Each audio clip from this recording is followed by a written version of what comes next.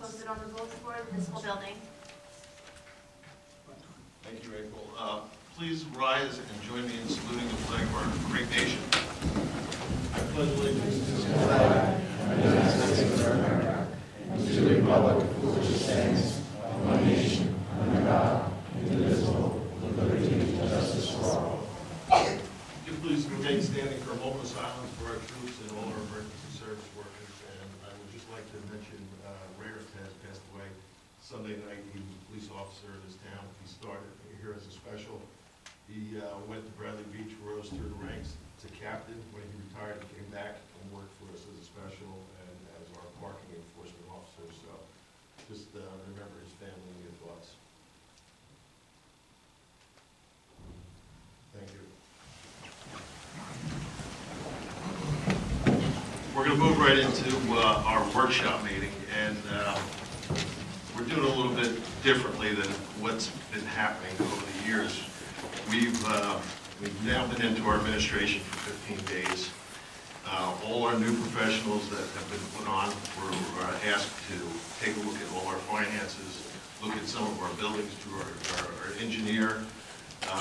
We have brought our insurance broker here to talk about some of the problems that we have with the insurance. And of course, our auditor, our labor council is going to talk about some of the lawsuits that are out there.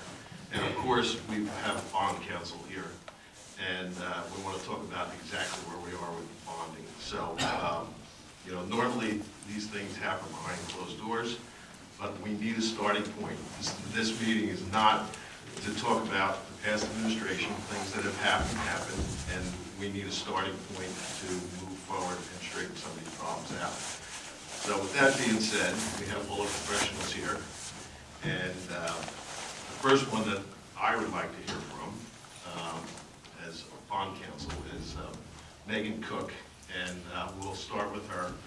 The council, after every person speaks, is going to have an opportunity to ask her questions or ask him or her questions, and then we'll move on to the next speaker. At the end, I am going to do something a little bit different. I am going to open up for questions from the public for all of our professionals here if they have a question after they have heard where we are in this town. So it's a little bit different than what we're used to. Periodically, I think we're going to do this and to let the public know exactly where we are going forward and how we're working on some of these problems. So, and then we're going to do a couple with our department heads so everybody knows what's going on in each department.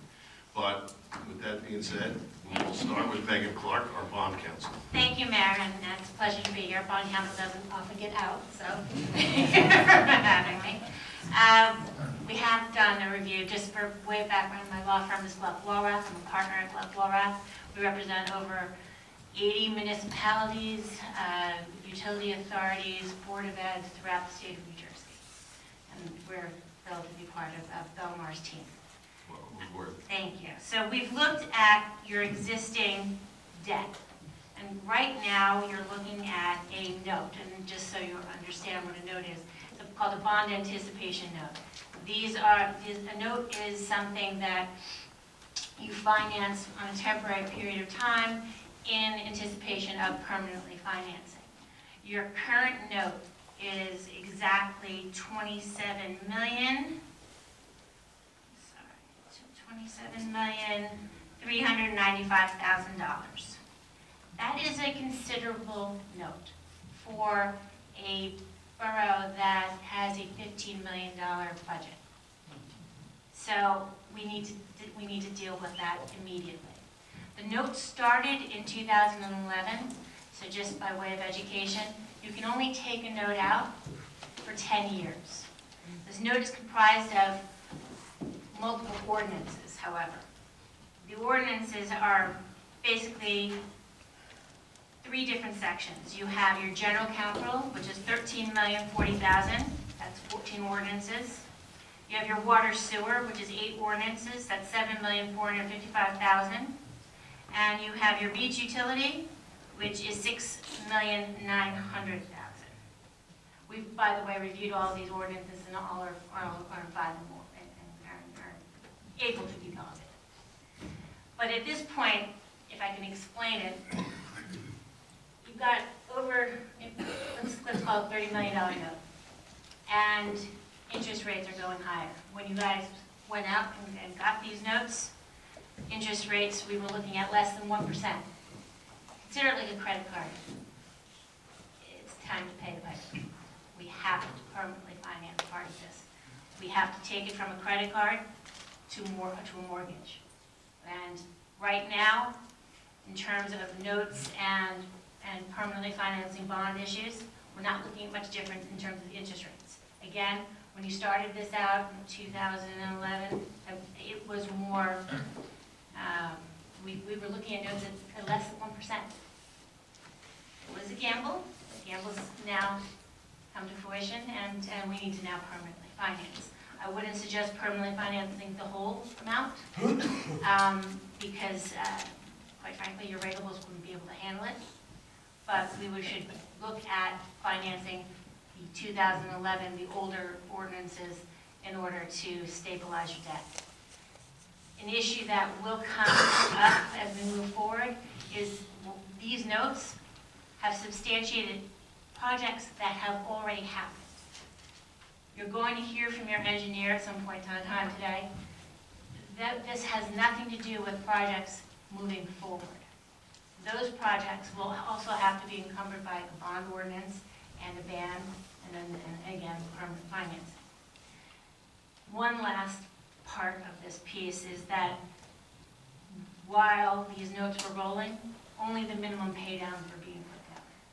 So if we do not permanently finance, in 2021, you'd be looking at a large balloon payment.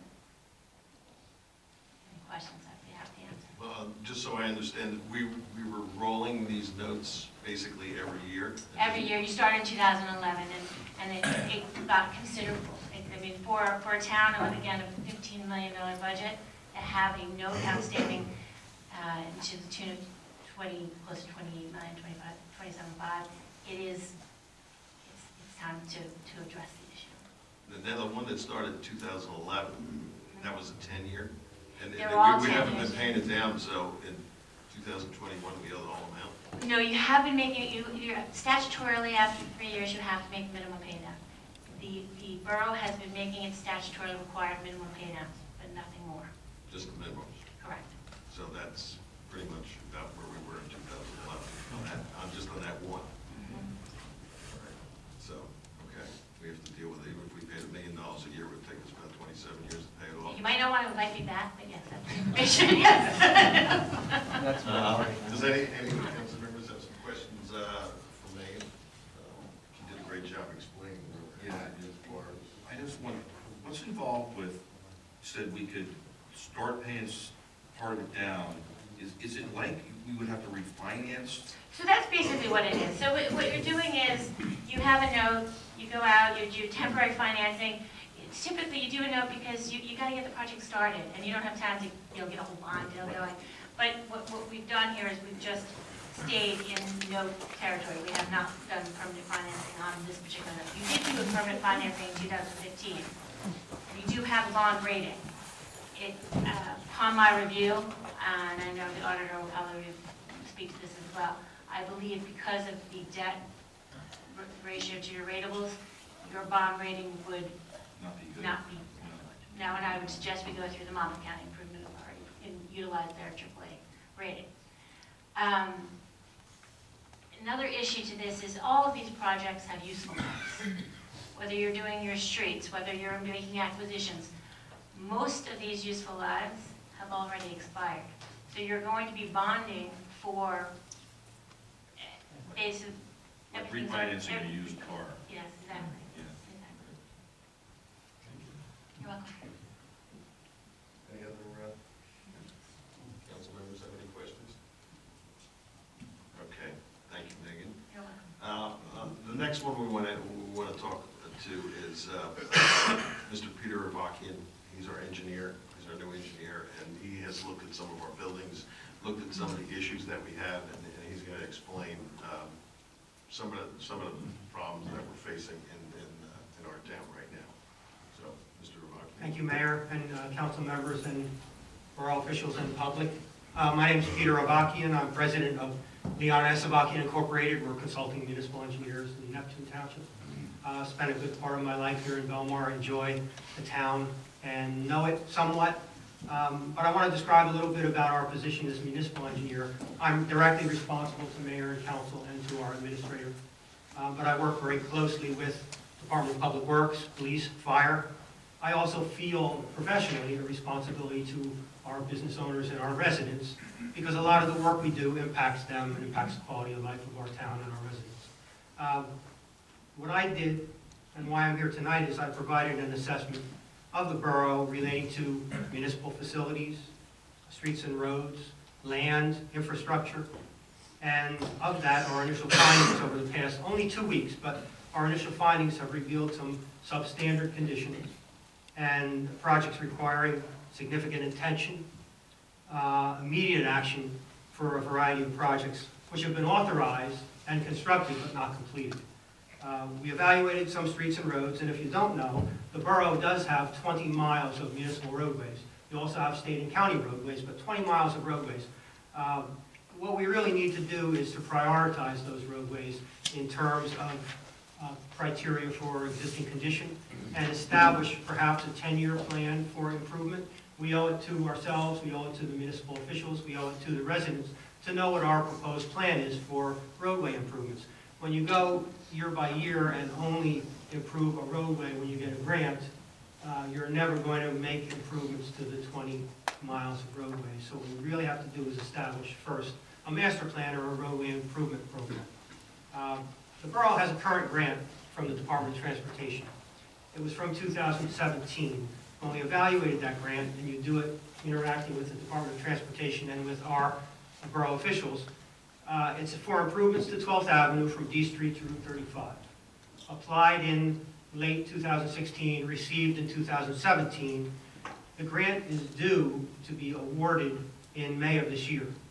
And as far as we know, based on our dealings with the State Department of Transportation, no plans have been prepared, no submissions have been made. I have to verify whether funding is allocated, but if funding is not allocated, we're going to be in jeopardy of losing that grant money. And it's in the realm of $300,000, and the project cost is about $650,000. What we really need to do is immediately take action, do the preliminary work to establish the criteria for the roadway design and improvement, prepare construction plans and bid specifications, get it approved by DOT, and get it out to bid so that we can receive a contract. If we need to request a time extension, we may have to do that with the state. I'm not over groveling when you need to save $300,000 in grant money. We need to go to the state immediately and get plans and specs in their hands so that we don't lose the grant money, and then coordinate the project with the town. It does go by the elementary school, and perhaps when we do it, it would be better off doing it in the summer months when school is out of session, even though we typically, in a town like Belmar, wouldn't want to do a road improvement in the summer months. So that's the first project we really are addressing. The mayor emphasized the need to address a recurring flooding condition at Route 35 between L and K Streets. I know that problem, so I can just imagine how the residents and the townsfolk feel. Our office is capable of assisting the borough in communicating with the Commissioner of Transportation, setting up a meeting, getting them to mobilize and come here.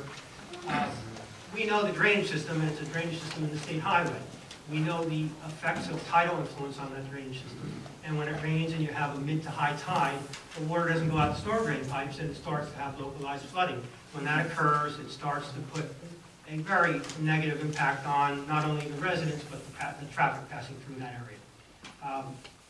We don't know the project costs, we don't really know the scope of the project, but it has to be a partnership utilizing state funding to complete these improvements. And it's something we're prepared to move forward on. On another project, as you walked in tonight, if you look down Main Street, you may have noticed, if you're pretty observant, some new utility poles being installed.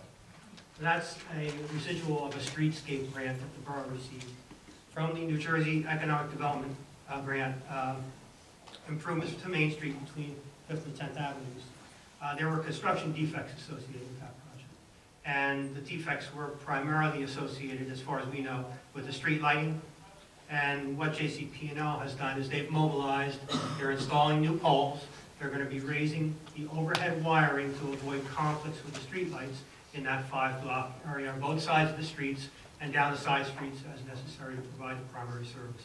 A cost of $150,000 was established to complete those improvements prior to closing the project. But we're working with our administrator to complete that work. Business owners, residents, anyone in the area will be noticed before any work is done or any service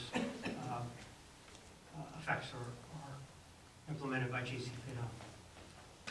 We've also briefly appreciate the work of the Public Works Department and their ability to be here and talk to them and their knowledge of our infrastructure. But we've looked into our water and sewer utilities, our borough infrastructure. The borough authorized a water sewer consultant, H2M Associates, working with our office and working directly with the DPW.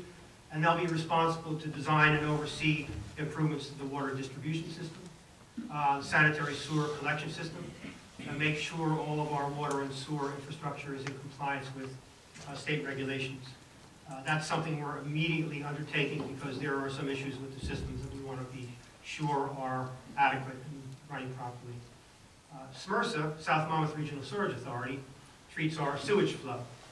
We have evaluated initially excessive clean water flow that's being paid for by the borough that either infiltrates or inflows into the sanitary sewer system.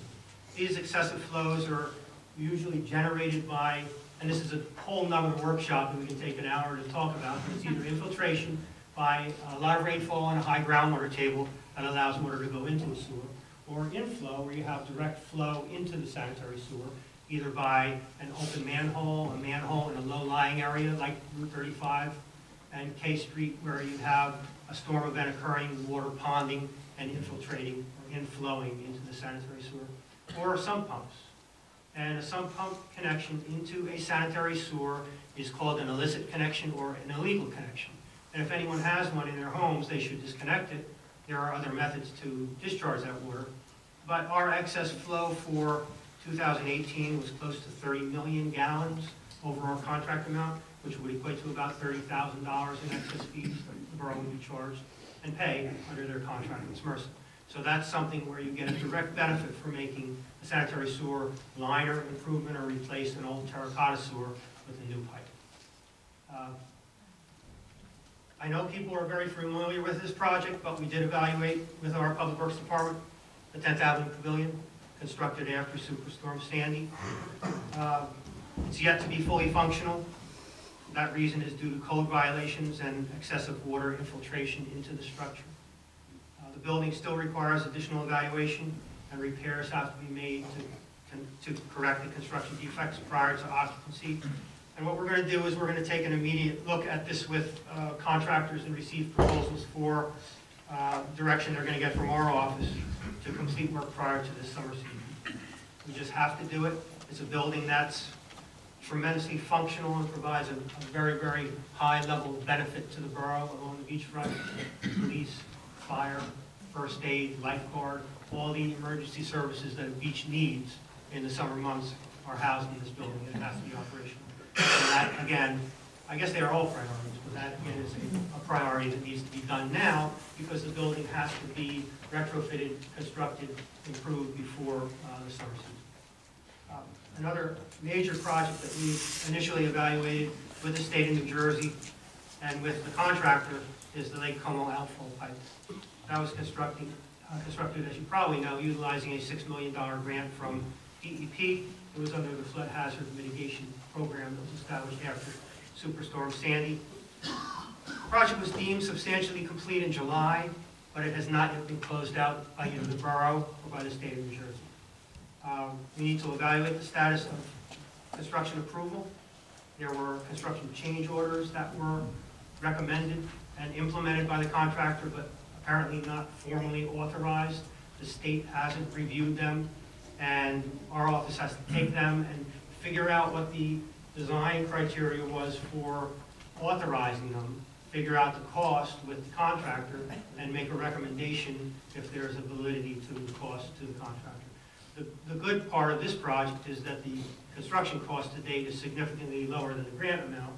So if we can prove to the state that it was a valid claim for work done, and the contractor is owed payment, we'll work with the borough and with the state DEP to get those payments made and the project closed. Finally, just as we think we're catching up on projects that we know are ones that we have to pay attention to, last week the borough received a violation notice from DEP, somewhat minor in my mind, but still a violation notice. The borough maintains their municipal storm drainage system by a permit. That permit is submitted every 5 years, and it actually controls the outflow of our stormwater into the receiving waters, either the ocean or our coastal lakes or Shark River. A condition of that permit is that every year annually on May 1st, an annual report is submitted to DEP. Used to be handwritten, now it's electronically processed.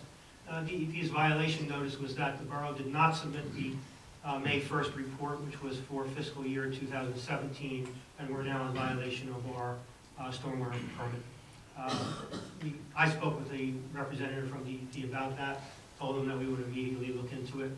Our office processes those types of permits on an annual basis. We don't make it a point not to miss submission date because it's just something that's a whole lot easier complying with than getting a violation notice and having to justify it at a public meeting when a lot of people are listening to you.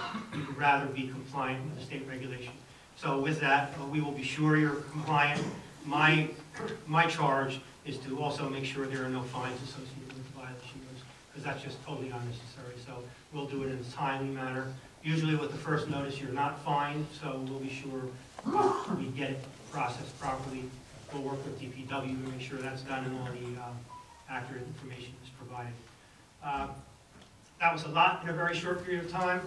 I gave you some numbers and some costs. I could give you more, but leave it to say we're talking in all these projects close to $1 million if the road funding was not in place already. That's a lot added on to what Megan showed was that would be standing additional notes. bond loans that would require additional notification. So, yes, it's a daunting task. Every day we do find a little bit more information that we need to evaluate, but we're here to help.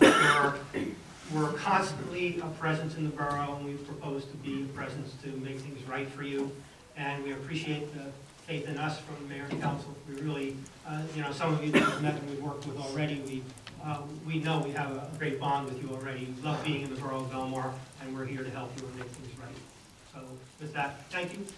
And Thank you, Peter. It sounds like you did an awful lot of work in the past 2 weeks.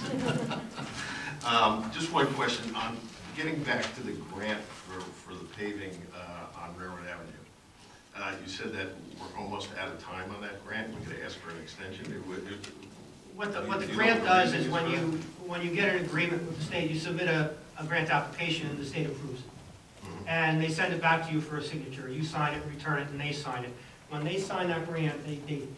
And that begins, and it was May of 2017. They give you 24 months to get the project designed, out to bid, bids received, and a contract awarded.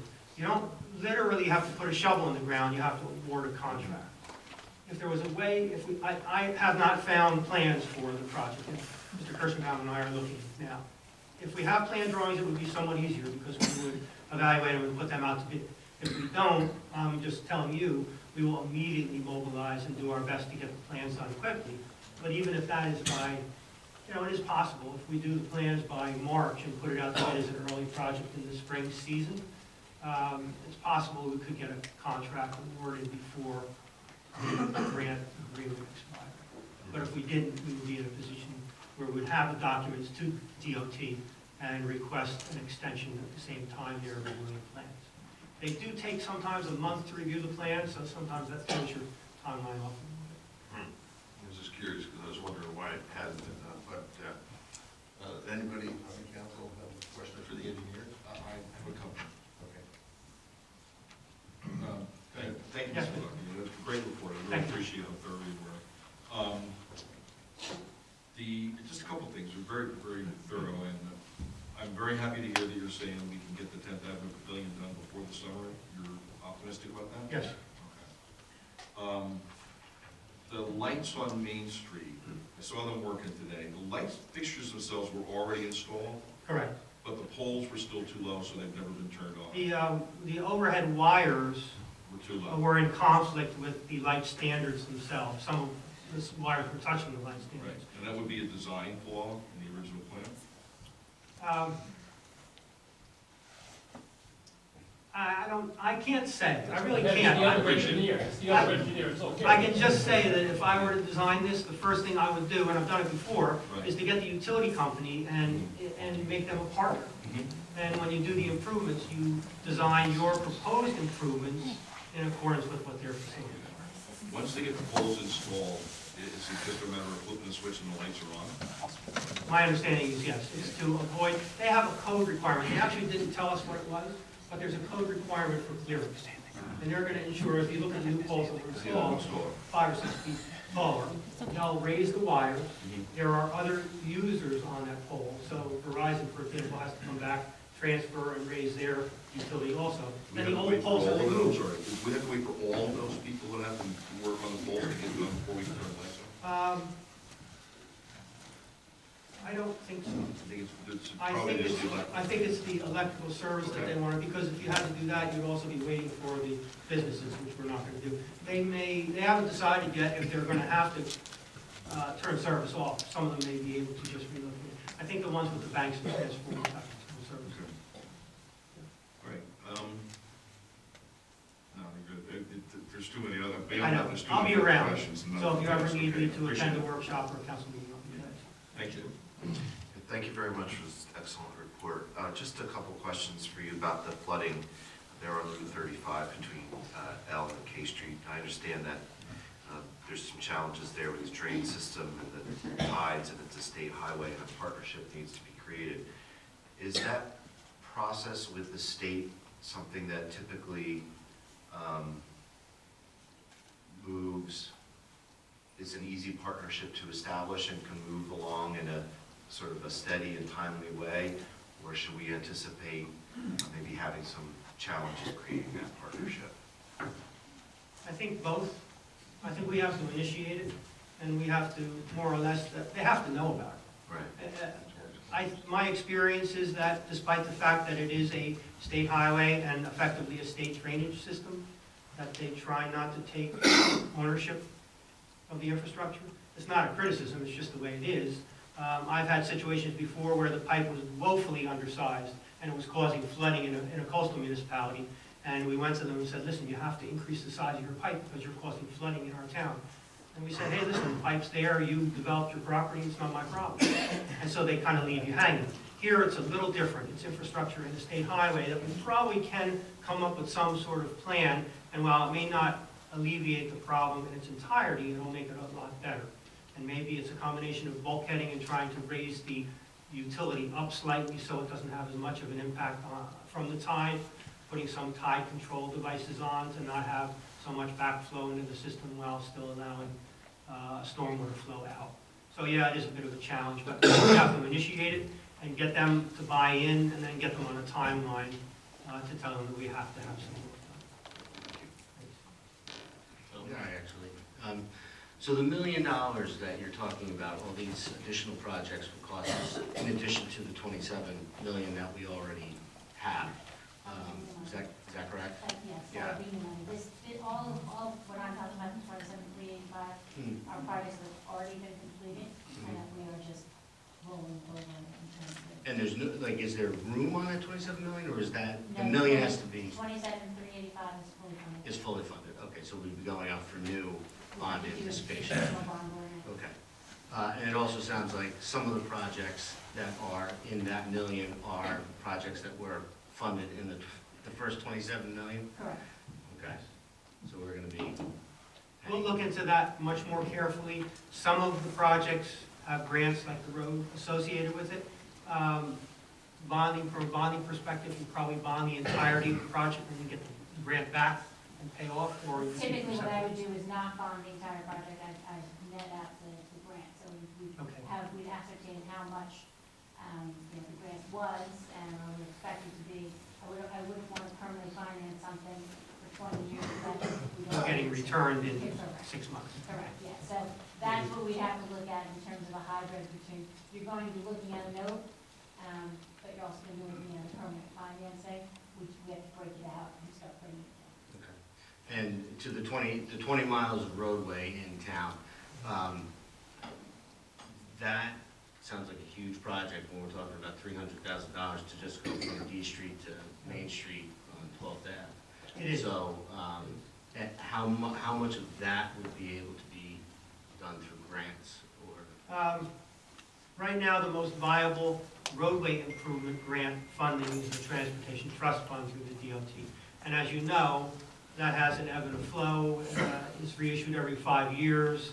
Usually, there's a lot of political infighting on the reissuance of the trust fund, and some people want to increase gas tax, some people want to do other things with the money. It seems to always come back. It's been going on for, well, since the mid-'80s. We've been using this funding. Some towns, I hate to say this, but some towns have completed all of their roadways with trust fund money, but they're smaller towns, obviously. Other towns utilize it. You're supposed to get it once every 3 years, but if you're aggressive, you can probably do a little better than that. I propose that we're aggressive, and maybe go after some other grants that maybe improve intersections or maybe do handicap accessibility and partner the two together so you get a little more mileage, literally, out of your road improvements. And in your experience, 20 miles for a 1 square mile town is a lot, or do we have a lot of roads, or? About the same as Spring Lake. So you know, yeah, municipal roadway mileage. Yeah, so that's really what you need, is you need a master plan, you need a roadway improvement plan, you need to look at a map and see which roads have been improved in the last 10 years. And we talk about useful life. You know, you can get a little more out of it, but you probably put 10 years down, and you can get 20 years out of a road if you do it properly. But you have to do drainage, you have to do subgrade improvements, you have to take all the defects out. When you pave it, you just don't pave it, or mill and pave it, or put a micro seal over it like we talked about. You have to do it the right way. Thank you. All right. Thank you again. Thank you, Mr. Rockland. The next we want to talk to is Jerry Dasty, our borough attorney. He's going to go over some of the lawsuits that are hanging out there and where they're at. Thank you, Mayor. Please keep in mind that I was appointed last Saturday, so we're doing what we can, trying to get our hands around all of this litigation. You do have a series of shared services agreements with other municipalities. And the good news is that we provide services to those towns and they pay us as opposed to we paying for a service. I don't want to say it's bad news, but some of them have expired and they haven't been renewed. And they were just allowed to expire. We need to renew those, and we're going to look at that in conjunction with the mayor and with our CFO, with the engineer, and with Ed, our administrator, to see what's in the best interest of the town in terms of whether we want to agree to extend those services, and if so, what's it cost us and what should be the cost of it. You have in addition, you have a series of redevelopment agreements that you've sort of or semi-entered into with various redevelopers near the harbor and such. I've been contacted by representatives of a few of the developers over the last few days. They've indicated that more or less for the last 6 months, no one was answering the phone when they called. They're trying to set up a meeting to finalize those agreements. They're not finalized. And it's certainly in the town's best interest to get the agreements done, get the buildings up, get reimbursed for your costs that you've incurred to get those development agreements started. So I'm aware of 7 agreements that are hanging out there, and we're going to start hopefully next week with the assistance of the administrator, the mayor, and the engineer again to sit down with the various developers, find out where we are. Some of these buildings are half up, but they're not completed, as you probably know better than I. So we have work to do with regard to those. But again, that's something that's clearly in the interest of the borough, because get it moving, get it improved, get the area regenerated, sprung up again, and get the money that's due us. A couple of, I think, are semi-alarming things let me bring to your attention. There's a judgment against the borough and one of the lawsuits that were initiated about a year or two ago, the borough owes about $135,000 to the plaintiff in one case. We haven't paid it yet. It's a case that was initiated, as I think, and I'm sure everyone in the building here knows more about the history than I do. I think a referendum or some sort of it had something to do with the beach area. We lost the case, and the judge has issued an order of about $135,000 that we need to pay to the plaintiff's attorney. Insurance doesn't pick that up. We need to pay that money. That's still pending. I understand that there was a motion to appeal that decision, which was argued before the appellate division last fall. There's no decision yet. So at this point, it's money we owe. Another case that I'm sure that you're all more familiar with than I am is the Harmon litigation. Harmon litigation is something that is covered. Does everyone sort of know what that's about, Harmon? Yeah, okay. So, too much. Harmon is a case, I'm sorry, Mayor, I'm giving you my back, excuse me. Harmon's a case that was to be approved by your insurance company, your casualty insurance company, like any other slip and fall accident that the police might be involved with. You have insurance for that. Because of the allegations in the complaint alleging inactions by the town and many of the people on the council, they started a lawsuit, and the allegations in the lawsuit are things that your insurance company covers at the insurance company's cost. This municipality decided to go to an outside attorney to handle it. The normal, I do a lot of that kind of work. Our firm does a lot of what we call GIF work, a lot of defense work for various towns. The normal hourly rate that the insurance companies would charge and pay to the attorney is about $150 to $175. You've been paying $475 to the outside attorney per hour, to the tune of about $400,000. I've been checking with, so you've been paying 3 times what the insurance company would have paid for you. I'm checking with our township CFO, and we don't yet know, or do we, Christine? Have we been reimbursed the third that we're owed back? Yeah, it doesn't appear that anyone had the thought of saying to the insurance company, "Oh, you owe me a third of this $400,000," and then send it back. So that's on the front burner. Our hope is that the insurance company will understand. Normally, the insurance companies require, like anyone would, a bi-monthly status letter. How's the litigation going? That kind of thing. Well, I don't think there's been any of that. So we're hoping that we have the cooperation of your insurance company, and they do the right thing and pay us back at least a third of what you've spent. But the rest of the money's gone. You're not going to be able to get that money back. And the case is still ongoing. With the approval of this administration, we're taking over the case, and the insurance company's going to pay our fee. So that's where we are on that. But that's another, and the case is still out there, so we're still litigating it, and there's still the issues of whether the borough did anything incorrectly with regard to the Harmon litigation. So we're working on that. Mayor, that's the good news. That's all I have, sir. Thank you, Mr. Cassidy. I really don't have anything. Mr. Daffy explained it pretty well of where we're at. Does anybody have anything? Tom or Jim? You guys? No? It's not good. No? It's just, my name's on it too, so I'd like to see it gone. Thank you. Okay, the next speaker that we're going to hear from is our insurance broker, and I'm very interested to hear what he has to say, Mr. Dominic Sinelli, because of the very last meeting that we had in December, there was some question about us going back into Central Jersey JIF, and he's here to explain all that to us. So, Mr. Sinelli, thank you. Good evening, Mayor and members of the Borough Council. Thank you very much for your appointment. Brown & Brown is anxious and excited to continue to work with the Borough of Belmar. Just a little background, Brown & Brown is the 6th largest insurance agency brokerage firm in the U.S. We're the largest broker in New Jersey, and presently we represent over 350 public entities in New Jersey, including 12 entities in Monmouth County. So we have a very good feel for the public entity insurance in the state of New Jersey. We are very active in all joint insurance funds in New Jersey. At present, you are a member of the Central Jersey Joint Insurance Fund. You are a member of this fund for a 3-year period. Reason being is that when you enter into a trust and indemnity agreement, you have to enter into it for a 3-year period.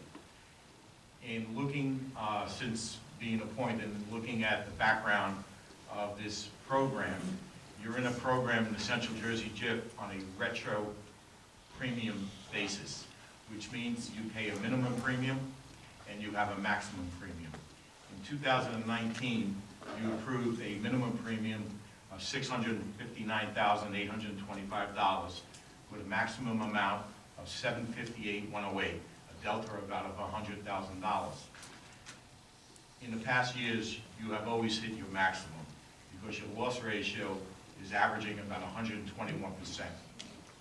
So you've been since paying since 2011 a retro and an additional assessment. In 2019, in addition to the $659, you'll be paying $71,611 in additional premium. You'll pay that same amount again in 20, the same amount in 21. In 22, it goes down to $48,000, then $39,000 in 23, $17,000 in 24, and in 25, $9,000. That's equals of the $328,000. And that's all predicated on you having a very good year this year and staying at the minimum premium. So what we have to do is find out why these losses are occurring and what can we do to be proactive to reduce the frequency of claims. You are protected against catastrophic loss. You do have $15 million worth of coverage. We are looking at the possibility of increasing those limits at no additional cost to the borough, the JIFs around the state of New Jersey, ever since the major bus accident in Paramus, where 54 individuals on a bus were injured, are looking to increase the limits of insurance for public entities. In going back and getting some research done on the borough of Belmar, we find out that there was not too much training done by the JIF to the borough, and reason being that a lot of this was being done up in Piscataway, New Jersey, where the JIF is located and where most of the members are. My goal is to see if the borough of Belmar will get their training through the Monmouth County Joint Insurance Fund, which is part of the MEL program. The MEL represents 18 joint insurance funds. I'm going to a JIF meeting tomorrow, and that's the purpose of me being there, is to see if we could do all of the training online through the MEL Safety Institute, and also to get the safety director for the Monmouth JIF to work directly with Public Works and with the various other departments within the borough of Belmar. In doing that, we will be doing quarterly safety meetings at a minimum. At those safety meetings, we'll be looking at the trainings that are being done by all the departments, including police, recreation, and public works. In doing that, we'll get a better handle on when the claims are occurring, why they occurred, and what we can do to adjudicate those claims. A couple of current concerns, and I understand that tonight we have on the agenda the approval of the employment practices liability checklist. That should have been done in October. It wasn't done. By not having that done, you expose yourself to a $500,000 retention on each and every claim. By getting that approved tonight, you reduce that retention down to $70,000. So it's imperative that that get approved tonight and get adopted and get that back to me tomorrow first thing. Also, I met yesterday with your IT person to talk about the cyber risk deductible reduction plan. In the last month, there were 10 municipalities that had cyber attacks that were hacked. And they were ransomwares up to about $250,000. A couple of those towns had to pay that ransomware because they didn't have their systems backed up on a daily basis and have everything up in the cloud. We are recommending that we adopt this reduction plan. Right now you have a $10,000 deductible.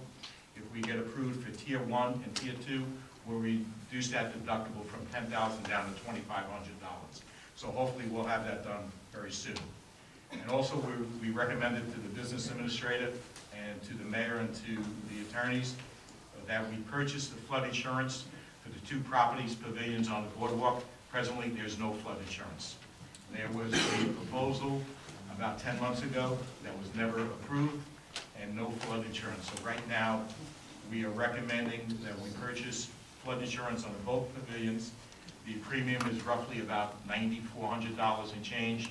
We quoted that with 2 different companies, Wright Insurance Flood and Selective. We're recommending we go with Wright Flood. We'll cover the buildings for $500,000 in property and roughly $20,000 in contents, and $10,000 deductible. We'll further work with the engineers to see if there's a need to purchase excess flood insurance in the conventional market. It takes 30 days to get this program up, so we're recommending that we approve this and get the flood insurance approved. That's basically our report in the week and a half that we've been part of this. Thank you, Mr. Sinelli. One question I have, and it just keeps, I keep rethinking it. I asked our last insurance broker why we are not in the Monmouth County JIF, because all the towns around here are in the Monmouth County JIF. And is it one of the reasons why? Because we owe the extra premium that has never been paid? Well, it's something that we will definitely consider. The Monmouth County JIF is one of the subjects of the MEL, so it's a Central Jersey JIF. I'm sure with a little leverage by our firm in the marketplace with the MEL, that maybe we could carry this deficit over, or we could make it part of our premium going forward. It just makes sense that you be part of it. And just for everyone here, a JIF is a joint insurance fund. It's basically a shared service of municipalities. In Monmouth County, there's excess of 43 municipalities in the joint insurance fund. In the Central Jersey JIF, there's 8 members in that JIF. There's other joint insurance funds from Bergen County, Ocean County, Essex County that have their own joint insurance fund. So it makes sense geographically that Belmar be part of this joint insurance fund. We'll take a closer look at that because it's the same underwriters that write it, and we'll look at it. But right now, we are locked in for a 3-year period. I would say that there could be a possibility that might happen sooner than later. Okay, thank you. Any of the council members have any questions? Mr. Sinelli? Okay, thank you, Mr. Sinelli. You weren't appointed yet, but on December 31st, the council was placed in a position where we had to approve an insurance project at that meeting, obviously because it expired at the end of the year. We were placed in a position where we had to go with their recommendation, otherwise the borough would have been uninsured. But Frank Kelly was here and recommended the Central Jersey Insurers Fund as our JIF, and there was quite a robust discussion about our very valued borough employees and the fact that they have access to very thorough and convenient training to prevent loss. And he committed to the council that day that would absolutely be the case. And I know you touched on this in your presentation, but are you feeling confident that those commitments that were made to us on the 31st will be able to be followed through, and our borough employees won't have to travel to Piscataway, be able to either go online or have training here locally in the county, or even better in the borough? We're going to recommend that a lot of training be done. It's called the MEL Safety Institute. It's an online training. Whatever training cannot be done online, we're going to have the instructor physically come down here and work with us. So you're not losing your employees for an hour commute back, and a 2-hour training. You'll be done here. The goal is, when you get an inspection from POSHA, the first thing they look at is your training logs and your written programs. So we have to make sure that our all training logs are up to date, that we're getting the normal courses that we need. And they vary from bloodborne pathogens to confined space, to personal protective equipment. So we'll make sure they're up to date, and we'll make sure all the written programs are up to date. And we'll work closely also with the police department. They do a lot of their training, I would think, on NJ Learn. And we'll make sure that their written programs are up to date. We'll also make sure that during the season, that when the seasonal employees come to work, that they're getting initially trained. And if the training is called 101 Days of Summer, it's basic training to teach all the seasonal employees what to do if they're faced with certain conditions. Thank you very much. I did have one question, I'm sorry. Thank you, Mr. Snow. Thank you for your report. The training, do you find in your experience that when we have more and thorough and documented training, that we have fewer accidents, fewer losses? That would definitely be the goal of the training. Does it help with our premiums at all? Yes. What it does is two things. One, you have the training is required. So number one, you have to do it required. Number two, when you have the safety meetings on a bi-monthly basis and you look at a claim and you see what's going on, you know, the employee might be a very good employee, but he just might be he or she might be a little careless. So that employee might be better off with one-on-one training. Right. So basically you focus a little bit more in on the type of claim that is occurring and why it's occurring and where it's occurring. And a lot of times it's a matter of changing the culture, okay? It's from top down. So letting everybody know that our goal is to provide a safe environment, okay? Accidents are going to occur, but to make sure they get the best medical attention and get them back to work. A lot of times we try to look at a modified duty program.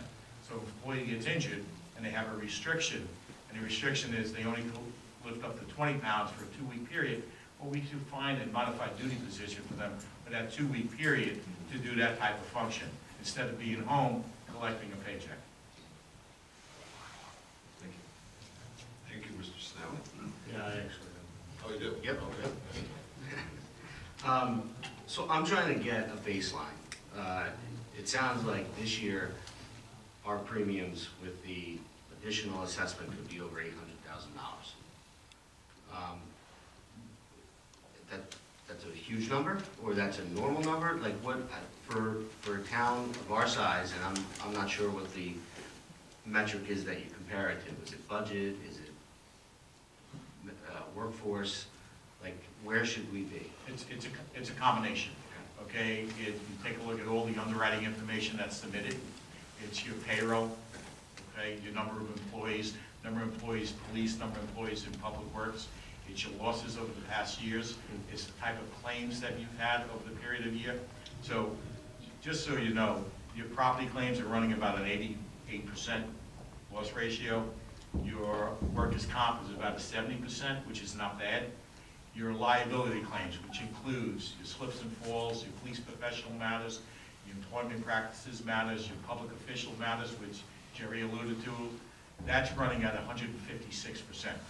So that basically means that for every dollar the insurance company every dollar that the borough's paying the premium, the insurance company is paying out $1.56. They're losing money. Sure. So that's the loss ratio. So the goal is to get that loss ratio down under 80. So it can be done. So that's why you have to focus a little bit more on the type of claims. It's all relative to the size of your borough and the type of operations that you have. Yeah, I'm just looking at the fact that we have a $15 million budget and our insurance premiums are, $800,000. And realize though that 72,000 of that is for the previous years. No, I understand, but you're gonna pay it in this year. You gotta pay it. So, and we can't, one of the reasons that we can't leave the JIF that we're in, or it makes it very difficult, is because we have this $320,000 additional assessment. Let me clarify that a little bit. It probably, there's not a guarantee, but it probably would have been a discussion to leave the Central Jersey JIF to be part of the Monmouth JIF and carry that deficit over. If you left this JIF, the MELD JIFs, and went to the other quote, I think, Councilman, they received was from the statewide joint insurance fund, or if you went from the Garden State JIF or the Middlesex County joint, that 328 would have been due by February 1. Gotcha. Thank you. Any other questions? Okay. Next, we have our auditor, Mr. Robert Allison, and we appreciate you being here. Thank you. Thank you for having me, Mayor and Council. I'm a partner in the firm of Coleman, Frenier, Allison. We represent over 100 local governments in the state of New Jersey. Just like the attorney and everybody else here, we've been appointed for about a week, and we've worked with the finance officer, which is Chris Manolio, and I think she's been here maybe 3 or 4 weeks, so we're still getting our hands and arms around what's going on here. We are still closing out the 2018 year, so any historical information we have really stops at 2017, which the audit of which was only delivered about 3 weeks ago. So we're working off of the 2017 audit along with the 2018 budget. And what I can report, though, and is of some concern, is that for the past 6 years at least, 2012 through 2018, the budget has increased over 12%, but there's been no increase in taxes to cover these costs. In fact, there are other key drivers within the budget, and you've heard from some people about some of these things. The insurance costs over the past 6 years have gone up 29%. Debt service costs, which we are looking at a lot more in the near future, and that 6 years has gone up 42%. And those are the kind of costs that just keep growing. Previous budgets have been balanced on reserves and surplus funds. These reserves are depleted, and the surplus is at a level that I don't recommend going any further as far as reducing that. And one of the reasons is, and Bond Council spoke to it, is our bond rating. We have a surplus now of about 15% of our budget. That's not a bad level. If we start dropping below that, that will have a deleterious effect on our bond rating, and I wouldn't want to go there. The other reserves, which are made up of certain reserves in other funds or insurance proceeds, they seem to have been exhausted in the structuring of the 2018 budget. So looking at the past few years, it appears to me that there is a structural imbalance within the budget of perhaps $500,000. What that means is that our regular revenues, our taxes, our state aid, our licenses and fees that we collect are about $500,000 less than what our regular expenses are, our salaries, our insurance, our debt service. Bond Council spoke to this also. In the past 6 years, our temporary debt has increased almost $30 million. Half of this debt is in our current fund. Our current fund is the fund that gets paid by real estate taxes, does not get paid by beach fees or sewer and water or parking fees. This debt needs to start to be paid. In the near future, the borough's debt services will need to increase, perhaps double. What we just heard from the engineer, if I heard correctly, and I did math quickly, and I'm pretty good at math, being a CPA. We may have $1 million more in projects. When that gets funded, that turns into about $100,000 a year, rough numbers. When you look at what the principal payment has to be and the insurance tends to be that. Again, to talk about temporary financing, we talked about bond anticipation. What does that mean? And Megan said it was like a credit card, and it kind of is. So when you have a credit card bill comes in, and it says, here's all the interest you owe, and then pay $50 toward the $5,000 you owe, and we're okay. That's kind of what this is, because temporary financing, the principal they make you pay down is twice the life of what that asset is. So when you go to permanently bond a 10-year road, let's say, you have to pay that off over 10 years. When you do temporary financing, you're only paying it off 1/20th, and then your time runs out because after 10 years, it's over. So we have these temporary financings which are getting old, and there's a time limit to them, and we need to permanently finance them. And obviously, as Megan said, we had done it a few years ago, the interest rates were better than they are now, but it is what it is. The borough has the ability, due to tax cap banking and not having had taxes raised, could raise taxes at least $1 million in the next year. I doubt all that will be needed, but some increase is really almost certain. Again, talking with what, or recapping what I just heard today, aside from more structural imbalance, we have some insurance costs, which it seems premiums might go up about $80,000.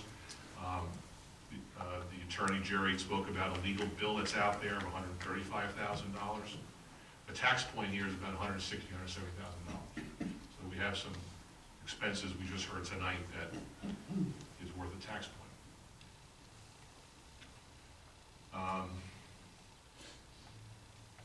And again, as I said, we don't know what the results of 2018 is yet. We don't know if that's going to be good to our surplus or not good to our surplus. That's something which we will know in the next 30 days, and we'll be working very closely with the finance officer to come up with those numbers and to start to work with the governing body on building the 2019 budget. Okay, thank you, Mr. Ellison. Any of the council members have any questions? So, basically, Bob, we're not taking in as much as we're spending to make it, in a succinct way, and it's going to take us a while to kind of balance the budget again, isn't it? Well, we'll have to look at that. We'll have to see after the 2018 numbers are in and what the 2019 budget looks like.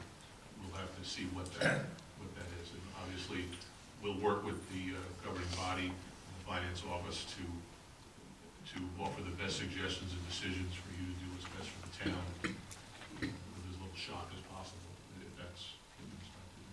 Thank you. So we've been plugging this $500,000 per year for 6 years? Yeah, in round numbers, yeah. Round Yeah, numbers. I say, well, what you've been doing is drawing from various reserves that are one-time shots or are not reliable recurring revenues, and they happen to be there, and you were able to use them. But there was a balance to those. So if there was a reserve of $500,000, an assurance reserve, let's say, 150 was used 1 year, 2 years, 3 years. Well, now that's gone, right? Because that's 450, 500. So when we construct the 19 budget and we look to that reserve that we used last year, well, it's not there. So now where are we going to go? And if we go to our general surplus, then we're going to start to dip below the 15%, which I don't think is where you want to go. In fact, I would recommend that you have a fund balance policy, which the bond rating agencies really enjoy and see, because then they know that you're holding yourself at least it's not strict that you have to abide by it, but if you make it public and you say we're not going to drop our fund balance below a certain percentage, and that's our goal, they look strongly at that because it shows that you have the will to keep the town solid. Thank you.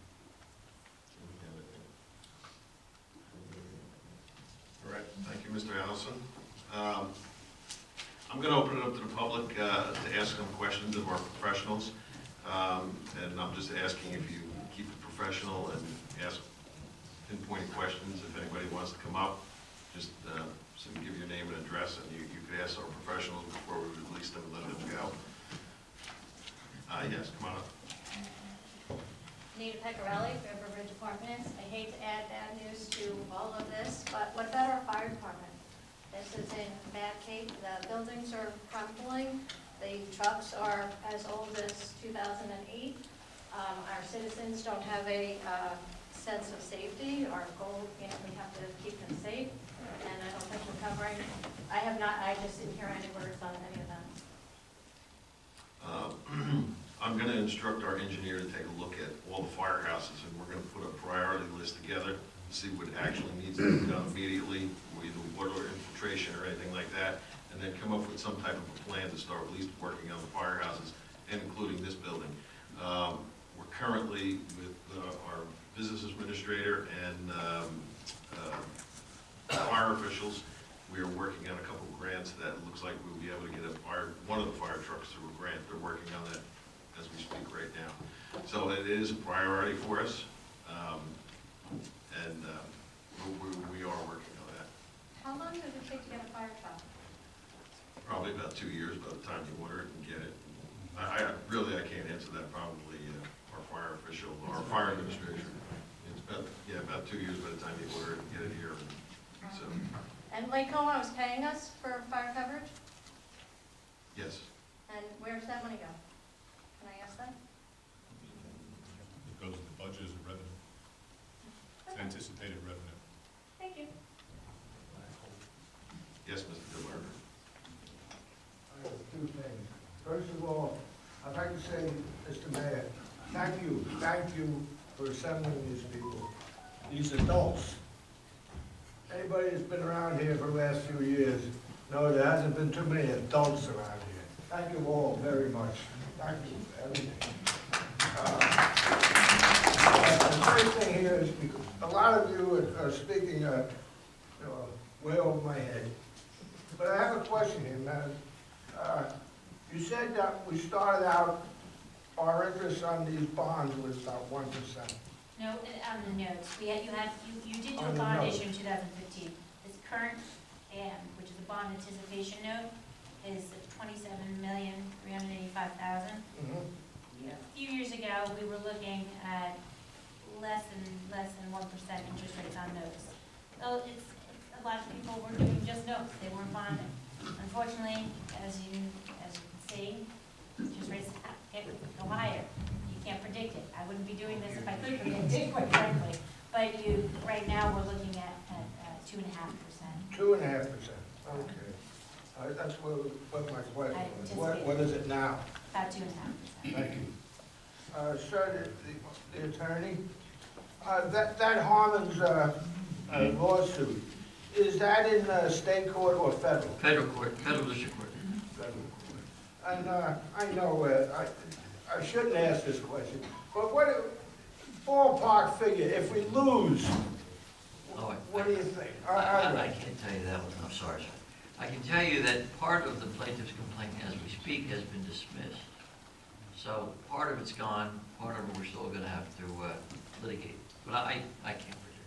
Yeah, I figured. But I would think that God forbid there's a judgment against us, it's covered by insurance. Okay, So it should be. all right. That's Now, there's a deductible that we probably haven't paid yet, you know. Yes, thank you. All right, to the engineer, about the 10th Avenue pavilion that's run into these problems. I don't know if you're familiar how the two pavilions, the Taylor and the 10th Avenue, you know how that came about and everything? We had to vote, a couple of votes, and it was narrowly approved for both of them. Somewhat. All right. At this point, this little, and actually that's all it is, a little building. It's a year and a half or so past what it should be, and we're still counting money there somehow, maybe. What about going back the other way? Because neither one of these two buildings I can see is gonna last 20 years. What about cutting our losses on this? We'll evaluate it. The structure itself is a useful structure. The defects have to be evaluated and remediated immediately, or the structure will continue to deteriorate. So that's what we're going to do right now. And it'll be done before the summer, and then we'll evaluate it on an annual basis, and the borough will maintain it. And, you know, it's hard to maintain something that you can't utilize, so that's our first action. Exactly. Thank you. All right, thank you.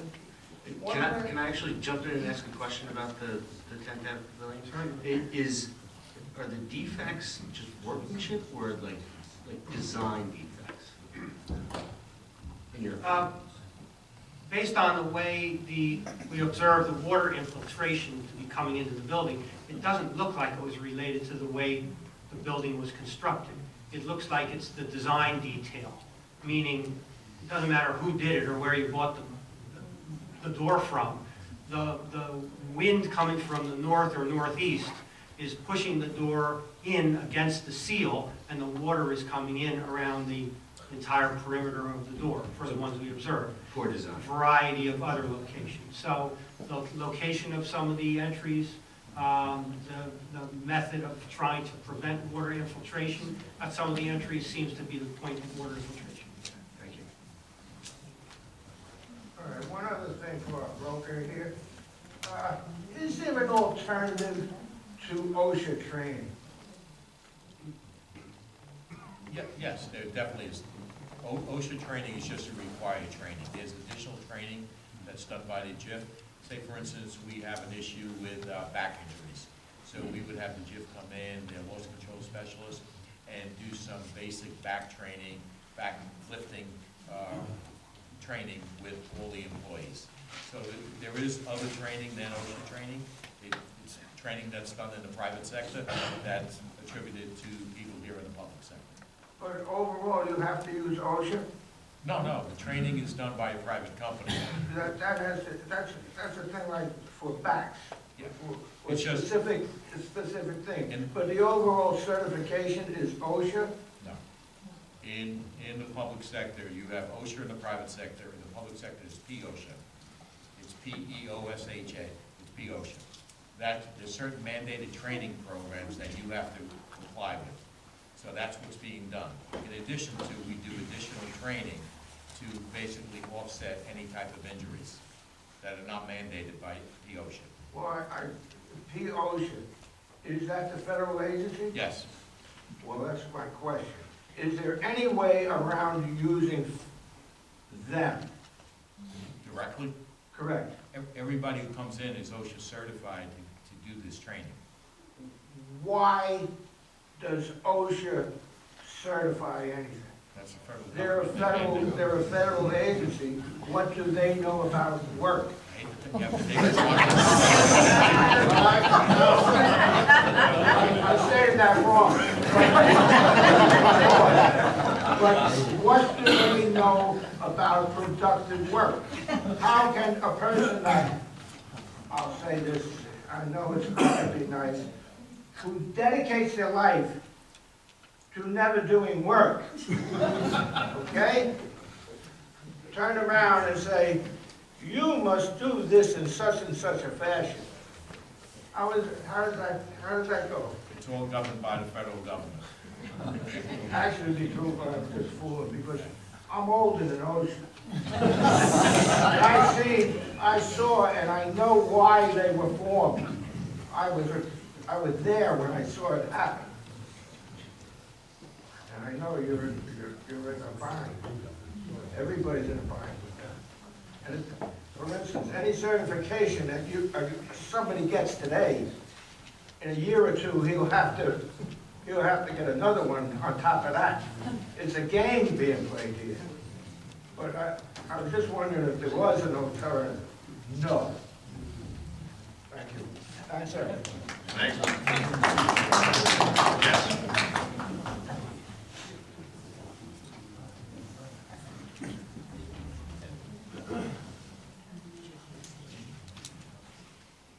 Hi, my name is Steve Lemoyne, and thank you, Mayor and council members, and all our distinguished consultants. Just a few questions. Megan, can you explain or give a little detail on the 3 different types of projects that we have where we would have this $27 million? Yes, I certainly can, and I believe Bob. Please use the microphone. We're sharing the one on my That's okay. We're trying to save costs.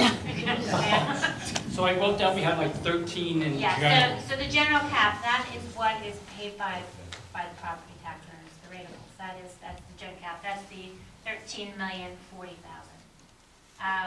Well, okay, but what did that, I mean, those What are, comprised that? yes. So those are general capital improvements. They would be sidewalk improvements. It'd be anything that acquisitions that would be for the general public. Water sewer improvements. Okay, so that's the, so I just Well, hear last year, if I could just jump in, last year we had $1 million bond for the playgrounds. So it would be those type. Okay, so it's $13 million that we've already spent on various improvements in town. Yes, and we owe that money. Okay. So just for your advocacy, that general capital, that portion of the note consists of 14 ordinances. again, I've only been retained for a week and a half, so I could not possibly tell you what those work are. But that's the flavor of what a general capital ordinance would be. The other parts of that note are your water sewer, which would be coming out of your water sewer utility, payment out of water sewer utility. That's 8 ordinances. How many? I'm sorry. 8. 8. And your beach utility is $6,900,000. And how many ordinances is there? That is 2.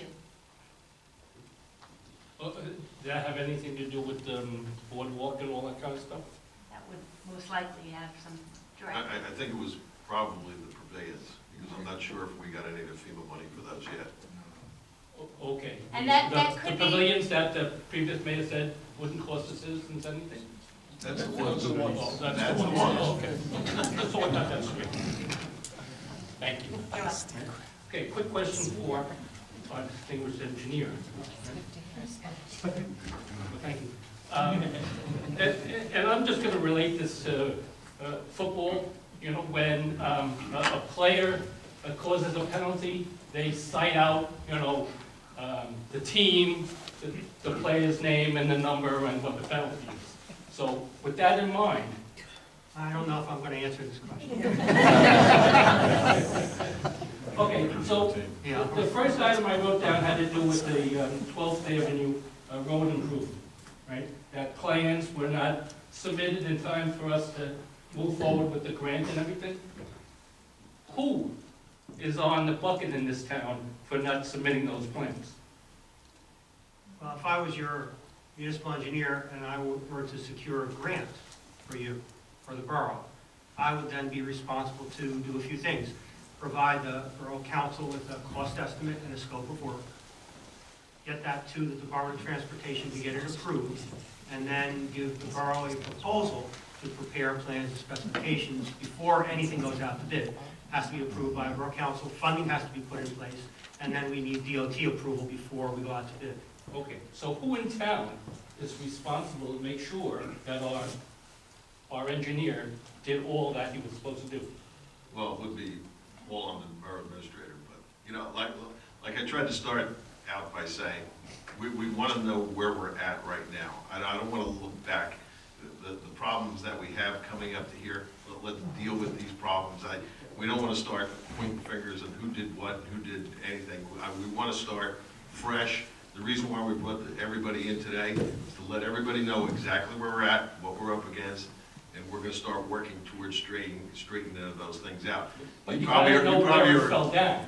Yeah, well, we can all imagine what that happened, but I don't want to run this meeting like we're pointing fingers. So, you know, if you have a question for all of our public, all of our professionals, you know, on what they talked about, but I don't really want to run the meeting where we're going and pointing fingers. So this whole exercise that we did tonight is to get a baseline for where we're at, and now let's start moving forward. We got to work on the bonds.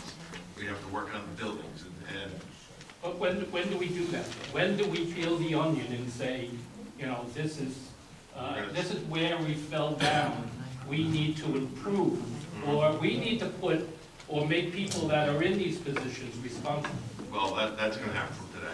I mean, that's going to happen from January 1, because if people aren't doing the things that they are supposed to be doing, they will not be here.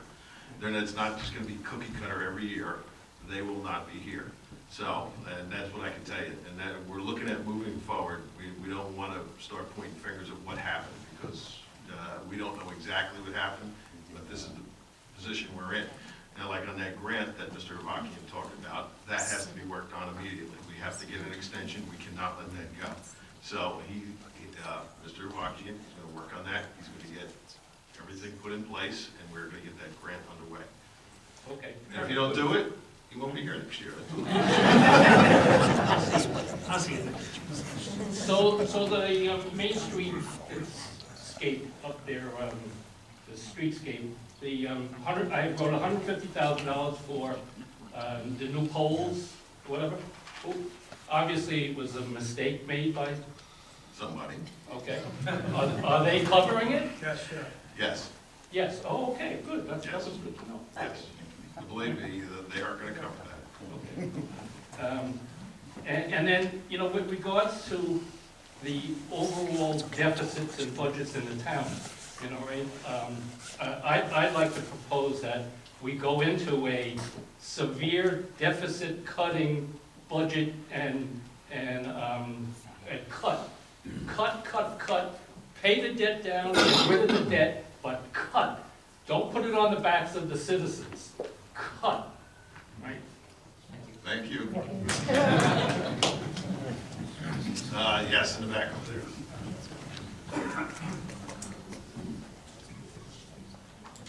And then Kenny's next.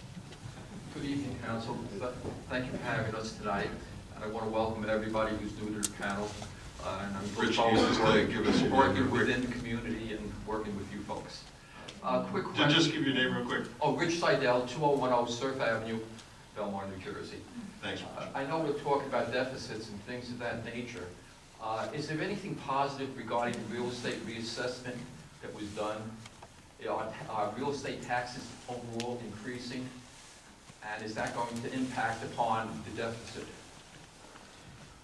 Not really, because all they do is even out the town to where, you know, the taxes, they just take the big pool of tax money that we already collected and reassess it to everybody, so it really doesn't. No impact. No, because yours going up, other people's might have went down, so it's about the same amount of tax base, so it's no reassessment. Also, the costs regarding the bonding fees and things of that nature, can any of that be basically looked back as part of Sandy, and where they were willing to forgive a certain amount of the bonding fees? With FEMA, yes. Yeah. So you obviously wouldn't be permanently financing anything that, as we said before, would have any grant affiliation or FEMA money. At this point, you've realized that with Sandy. At this point, you should have received all of your FEMA money. I don't know, Bob, if you found otherwise, but at this point, it should be. Well, I think any FEMA money, whether it's received or not, I have to talk to Chris if we've got it all in yet. It's no. Okay, so if it's no, that would not be permanently financed. That would be net. Even though they're not sure of what the pavilions or the boardwalk. Well, that's something that we're gonna have to really dig into. That's like, we don't know exactly where we're at with that. That's gonna take a couple more weeks. And in the coming weeks, we'll let everybody know exactly where the FEMA money is, if we are getting it. There's a lot of paperwork that still has to be filed, and our CFO, who's doing an excellent job, hasn't got to that point yet to go through everything with FEMA to see exactly what we got. Bob, correct me if I'm wrong, but I think that we determined we did get 4.4 million, went directly to the state on that, the FEMA money to pay off that one loan. Yeah. Well, the CDL loan got forgiven. It got forgiven, but I thought FEMA was gonna reimburse them for that, or it just got forgiven from the state? Got forgiven. Oh, it just got forgiven, so we didn't. Federal loan here. Oh, okay, all right. So that we know has been taken care of. But we gotta look at all the other ones. And since we're only into this administration 15 days, you know, that'll be the next thing that we're looking at, and we'll give a report at one of our council meetings as soon as we find out. And lastly, I just wanted to thank and let the council know, my wife had an accident in October, and I can't thank Belmar First Aid as well as the police department for their prompt response, how they put everybody at ease, and really made a terrible situation so much better. Thank you. Jenny, our former mayor, 20 years. I used to be a lot taller. Ken Pringle, 203 First Avenue. I want to thank you all for being here, and I want to commend the mayor and council for setting this up. I think it's really valuable for everyone. Just a few things. There's actually two judgments, and the fee amount is significantly higher. No, it's bad news. Significantly higher than that. The good news is they're on appeal. They've all been argued, and one of the issues in one of the cases is whether or not we can recover a fee on the Susco case. So, how much is is it more than the 135 that I'm aware of? yeah, it's pretty close to probably more than 250,000. I don't know. Those are the judgments against the town. Yes. Yep. we collected on, there was a third one which we collected on. So there are two others that are probably closer to 300 actually. Ken, was that an and additional 250? Was that an additional 250 or a total? a total of 250. In addition, if we win, we get to collect our fees on appeal as well. So that's another piece of this. If we lose, we'd have to probably pay more fees because we'd have to pay the plaintiff's attorney, the one. Well, that's an Harmon issue, which I want to talk to you about in a second. Megan, I was worried that it was two ordinances for that 6.9 million, because one of the lawsuits, we litigated whether or not the cost of the Fifth Avenue Pavilion could be charged to the beach utility. And the court held that based upon the amount of the building that was used in the past for beach purposes, only about 93.5%, excuse me, only about 6% could be charged to the beach utility. The rest of it is a municipal expense. So that piece of that That will have to get looked ordinance, into. less than the piece of the FEMA money that comes in that's attributable to that part, can be charged to the beach utility. Everything else has to go to the general fund. And we also litigated and won the fact that the FEMA money, they couldn't take all the FEMA money and use whatever was left over. What they wanted to do is use all the FEMA money to pay for the Fifth Avenue Pavilion and charge the beachgoers to rebuild the 10th Avenue Pavilion if there wasn't enough FEMA money to cover it. The problem was that the buildings that got destroyed had all been paid for by beachgoers. The 10th Avenue Pavilion had just been renovated, 8th Avenue Pavilion had been renovated, and they had paid down those bond ordinances. In fact, they had just been cleared.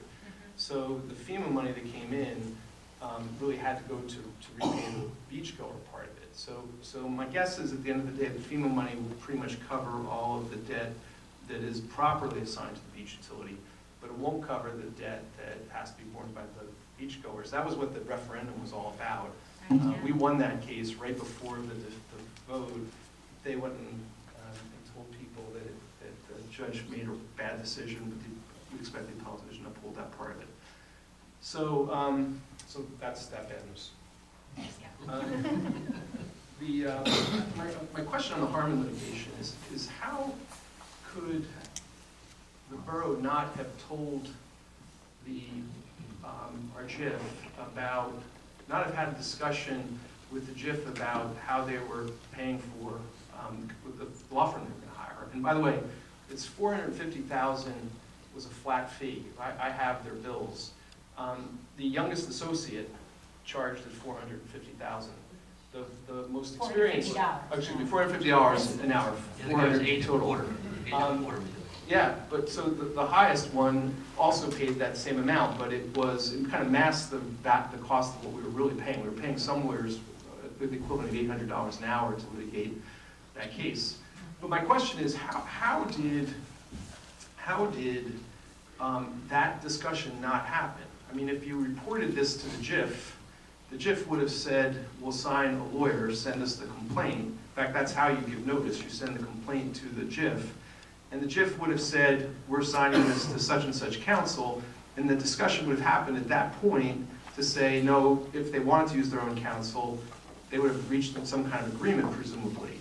Was notice given to? I'd have to think it was, because as I understand it, we have, and it's a pretty thick file, as you can imagine, Mayor, we have what's called a reservation of rights letter from the insurance company, which means that they know about the lawsuit.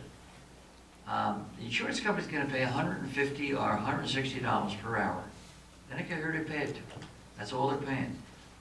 Apparently, we haven't even charged them yet, but that's all they're paying. But part of the things that they can reserve the right on is they have the ability to control the settlement, right? If you tender the case to them to defend. That's correct. So was the borough insisting on using its own attorney because they didn't want the counsel for the JIF or the JIF to settle the case? I mean, my question is, why in the world? I know, seriously, right? Why in the world would a governing body make a decision to bear the cost of the taxpayer's expense of $450 an hour for the Gibbons law firm, kind of one of the biggest and most prestigious firms in the state, instead of having it defended at no cost by having the JIF do it, unless what their concern was that the JIF was going to quick settle the case, which would have made some of the people who were defendants look bad, as if there was merit to the claim. Well, you're asking, that's a very good question, and I guess we can speculate as to why it all happened. I think Dominic can tell you, there are a lot of good lawyers in Ocean and Monmouth County who could have very easily handled this, it seems to me, just as well. But here we are. Why that? Well, I mean, your point you made before was, while we paid for and all those costs, the counsel for the Harmons have been running up a fee, which, just like the civil rights case I had, they have a right to collect if they prevail at trial, and they've overcome summary judgment, so you know they're going to prevail to some extent on at least one part of their case. So, and that could have been headed off if the JIF had had an opportunity to settle the case. I worry that they're going to say, you didn't give us the right to the ability to settle the case. Well, yes, Dominic. Mayor, you probably nailed it by saying that under the JIF policy, under these type of claims, is a hard hammer clause, which basically says that the JIF decides that they're going to settle at $250,000, and you decide you don't want to settle. It settles at $5 million. You're responsible from the $250,000 to the $5 million. So that could have been the situation in this matter, but we don't know yet. We just got this information on the claim within a week. Okay. And we are. But it's a good question, and we just don't know yet. But it's a very good question. So that kind of brings me to a point that you made, and I have a great deal of respect for you to not point fingers to the past and say, you know, tonight we're starting from where we are, and we're going to focus on how we go forward to correct what we have to correct and get the ship righted. But I honestly think, and I don't think it needs to be done in a political way, and I don't think it needs necessarily to be done in a public way, but I have deep concerns about what has gone on, and I have deep concerns about the impact it's going to have on our municipality in terms of not only financially, but just in terms of faith that people are going to have in a governing body and what it's supposed to do and how it's supposed to operate. We have $7 million, that 6.9 bond ordinances to pay for 2 pavilions. They ultimately were let without public bidding because it was the third try, and you don't have to bid, you get to negotiate the price. I've never seen 2 buildings, any major significant project done in this community, in any community, without change orders. But yet not once was there ever a change order approved by the mayor and council. Are we going to go back and audit what happened to see what the contractor originally, and I filed a suit challenging the mayor because he had a conflict with respect to that contractor. And thereafter, he stopped, supposedly, at least in public, stopped being involved in any decision involving that contractor. I don't know whether that continued after, and once the building was underway, we never really heard a thing about what went on. But I do think that all needs to be audited. I think the public has a right to know how that happened. I think we also have a right to know how we have a building that hasn't been used for 18 months. Are there performance bonds still in place on this construction? Is that something we're going to be able to look at in terms of obligations to complete the buildings and do them properly? We do have complete files on the buildings, and we are going to be discussing the status of each with the contractor soon. So we'll know that. Okay. And I know a lot of work got pushed to the borough on that, but I don't know under what circumstances. But I think that that needs to be looked at. I'm betting the bulk of that cost went to the contractor, and I don't know what cost that got borne by the borough, was performed by the borough workers, what cost got borne by the taxpayers above and beyond the bond amount. And I think that's something that we all should know about. The building, may have cost us much more than we even realize, on top of the amount that we're going to have to pay back in debt. I instructed everybody to start going back and finding out exactly, and especially the attorneys and the engineer, we are going to find all that information out and find out exactly what did take place. The purpose of this meeting is to let everybody know where we're at. We got to fix things.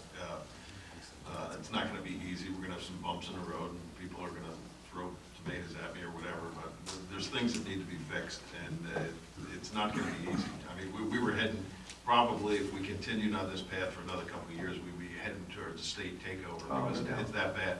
I mean, when you have 28 million in debt and a $15 million budget, I mean, like I said, even if we paid $1 million off a year, and we didn't get the rest of the FEMA money, 28 years of paying all that off, you know, you were getting into a little bit of a crisis area. So, Last thing, the surface storage tank on 12th Avenue, totally rusted over. I had thought there had been a award of a painting contract for that, and then it never got done. Do you know anything about that? Has anyone looked at that yet? I know there was. Are you familiar with the tank I'm talking about, Peter? I know the location. I don't Okay, it's right across from Jager. It's all, the top of it's rusted over. And I thought there was maybe a labor issue that arose over it, and then they canceled the deal. And I thought that was an indication too. I've never heard more about it though. So, but that would be something that needs to be looked into. All right. So, okay. Thank you all. Thanks, Ken. Yes, Marie. Good evening, 16th Avenue in Belmar. Thank you very, very much for your patience and your kindness to us all. I just have a question. When we find out that there are defects or problems, and when you find out further on down the line, if there are any problems, can we go back to the professionals that provided us services and that we paid for and see if they did have errors and omissions coverage for us, or is it too late? As the rumor mill has said, it's too late to file any of those claims or put them on notice for errors and omissions. I don't know what's true and what's not true, but I would like an answer. Well, that's what we're gonna look all into. You know, Normally it speaking- takes some time, but there's a lot of things that we have to look into. Normally So speaking, Terry, even if we find out now, that would not, we can go ahead? Yes. Even if we knew 5 years ago? well, normally speaking, the statute of limitations runs when you first know about the problem, or should have known about the problem. I suspect that we're just finding out about these issues. So it seems to be the clock is running now. Thank you so much. Good work, guys. And lady. Anyone else? Yes.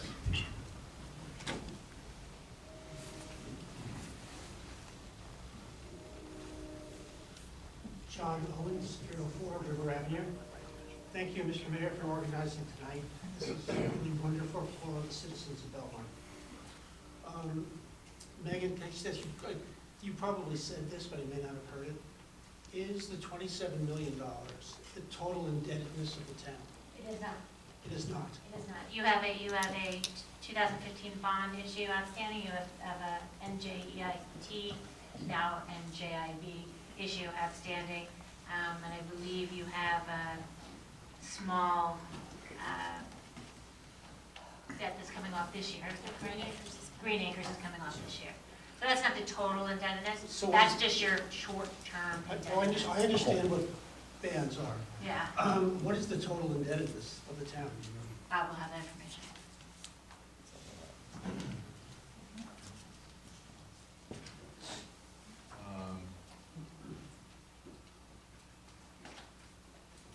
I can tell you as of the end of 17, I don't think any new debt was issued in 18 versus still here. I think we paid down maybe $1 million since then.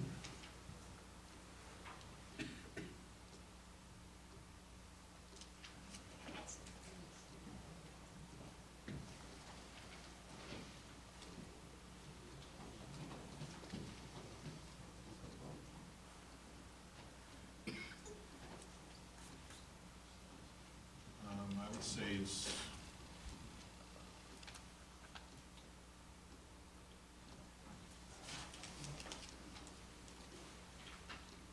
at the end of 17, our short term, which is the band, was $29 million. And we had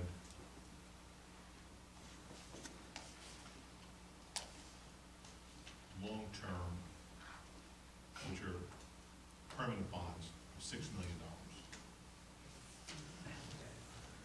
And just one other thing. In the 1970s, New York City almost went bankrupt because they were bonding for operating expenses. which you cannot do. I know it's illegal, which is illegal, but they did it. Not under my watch. I just want to be sure that there is no evidence of that here. I have seen no evidence of that. That's good news. Okay, anybody else?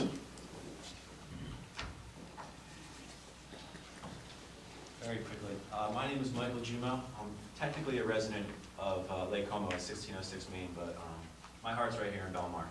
I've been a resident on and off for the past almost... Is this a question for our professionals? Because we'll have a public comment at the end of the meeting. Okay, then I'll wait. Okay. Thank you.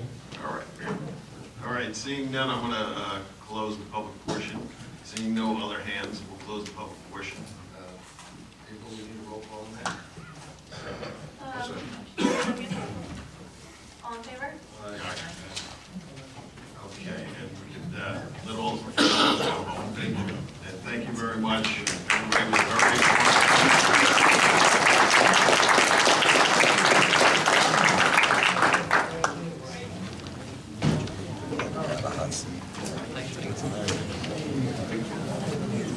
just getting into the hot seat.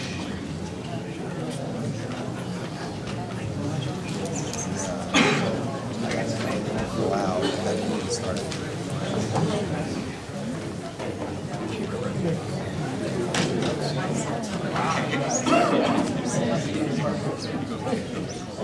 See that in there?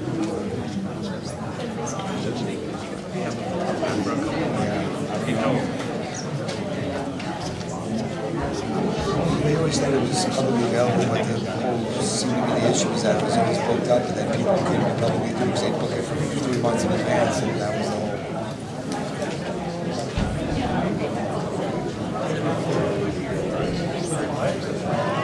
That was totally something too.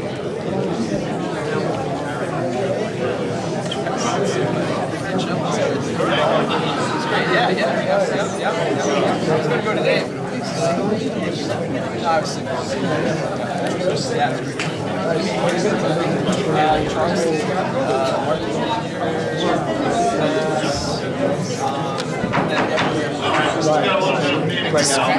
We're continuing with the workshop.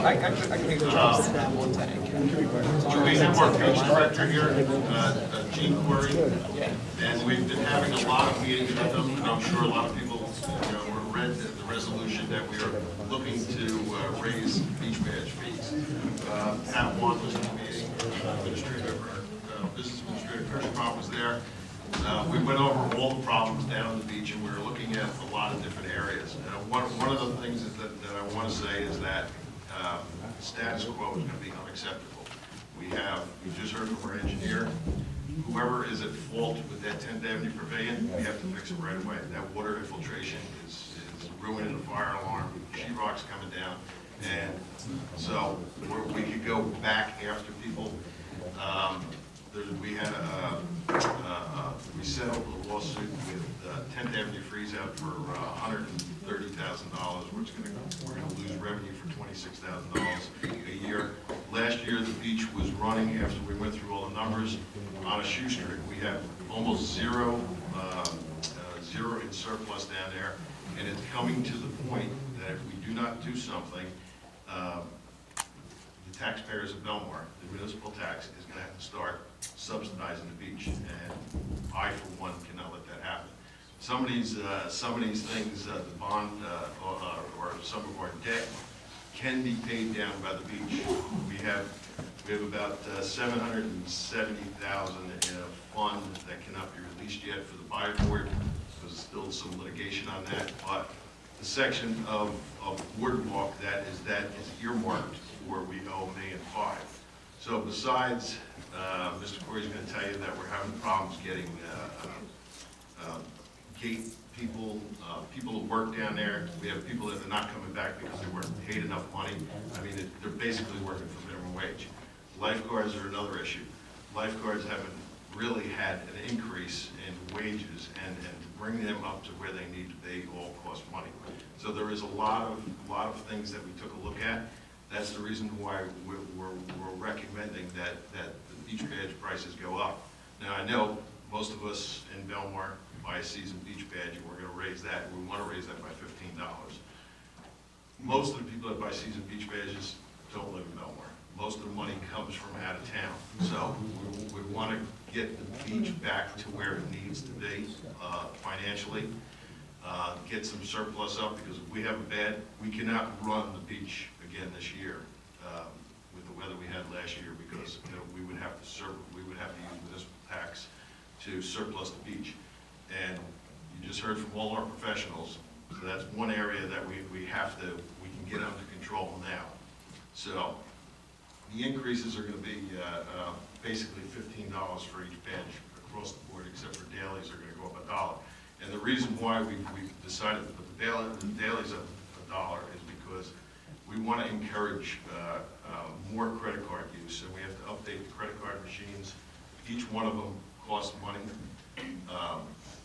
We want to encourage the credit card use, and what was happening last year, if you used a credit card, they were charging $1 more per badge, and it was creating a lot of havoc down there. So we figured we'll raise it up to $9 for dailies. We'll absorb the cost, so we can encourage more of the credit card and less cash down there on the boardwalk. So all these things come into play. Our lifeguard situation that we have to straighten out, and we have to raise wages. I mean, they're basically working almost for minimum wage. If anybody saw the governor's address today, he is really wanting to sign into law the $15 an hour minimum wage.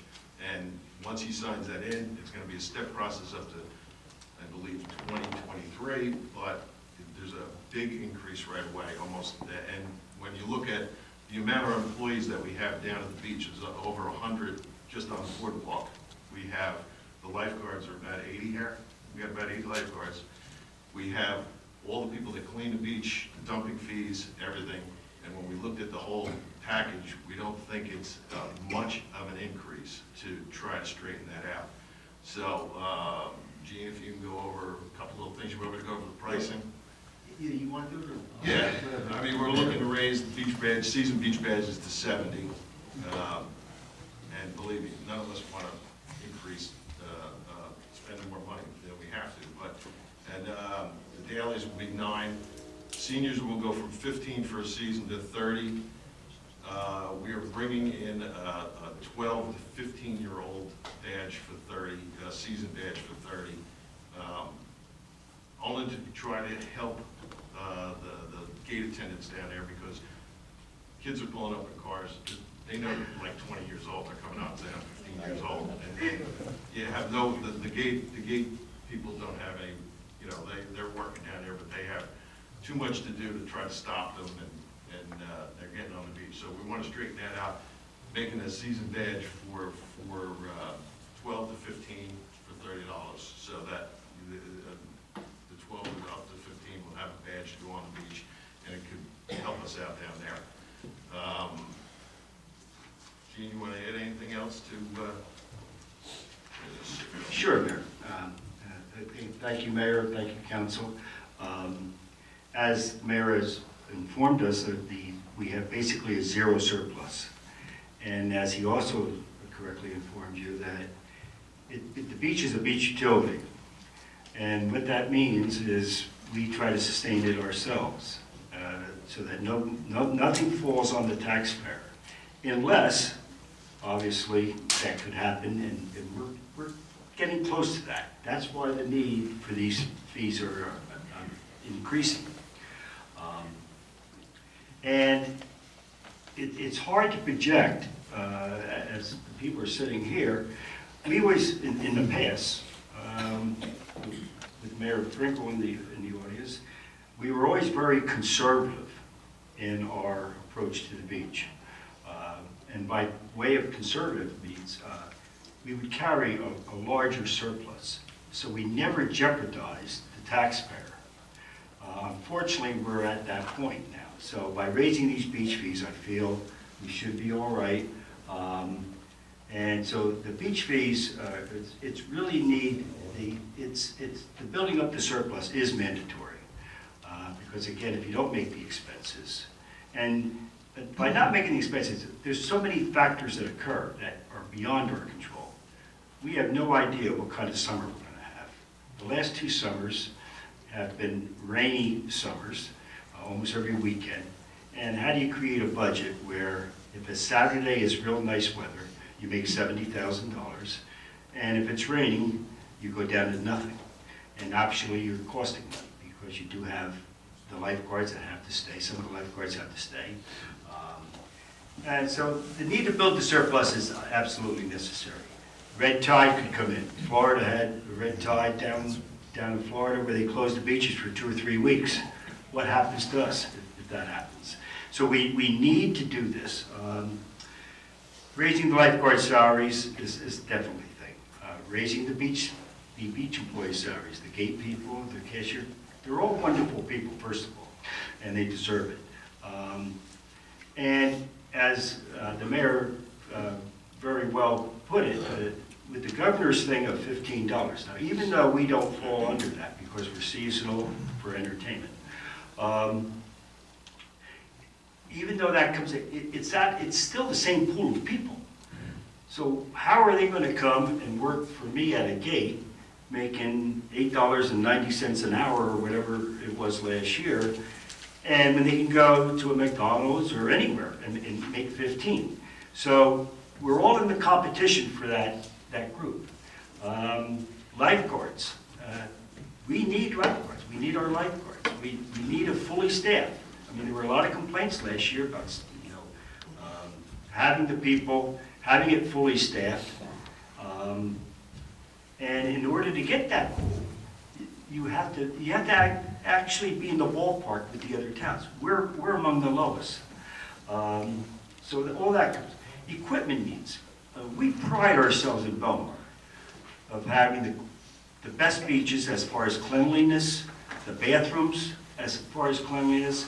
Mr. Campbell, who I work under actually, has been very well.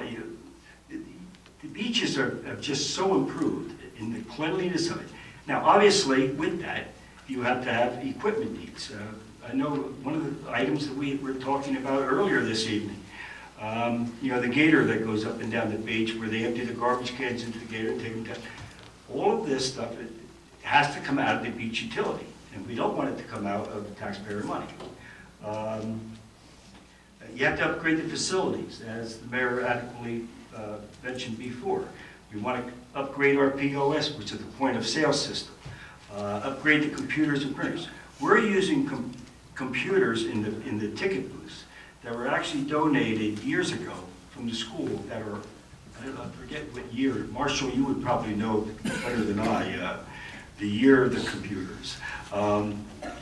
And it's like a bubblegum approach. They go out, and Marshall comes down, tries to repair them for us, and we need those for the credit card machines.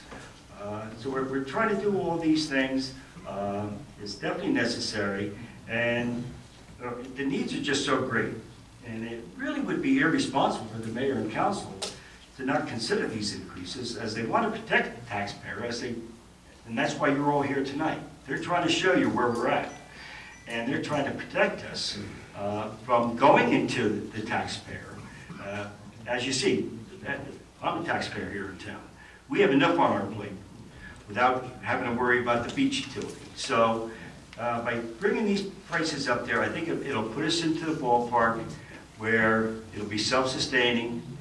We'll be able to improve our facilities and keep the wonderful reputation that we have down there. I mean, any of you that go up and down, from the employees, the gate people, and just everything about it, the cleanliness, the bathrooms. Go to some of the other towns and look. So that's where we're at. And as I mentioned before, there's so many issues that we don't have control of, and that being weather and so forth, water. We need to get it.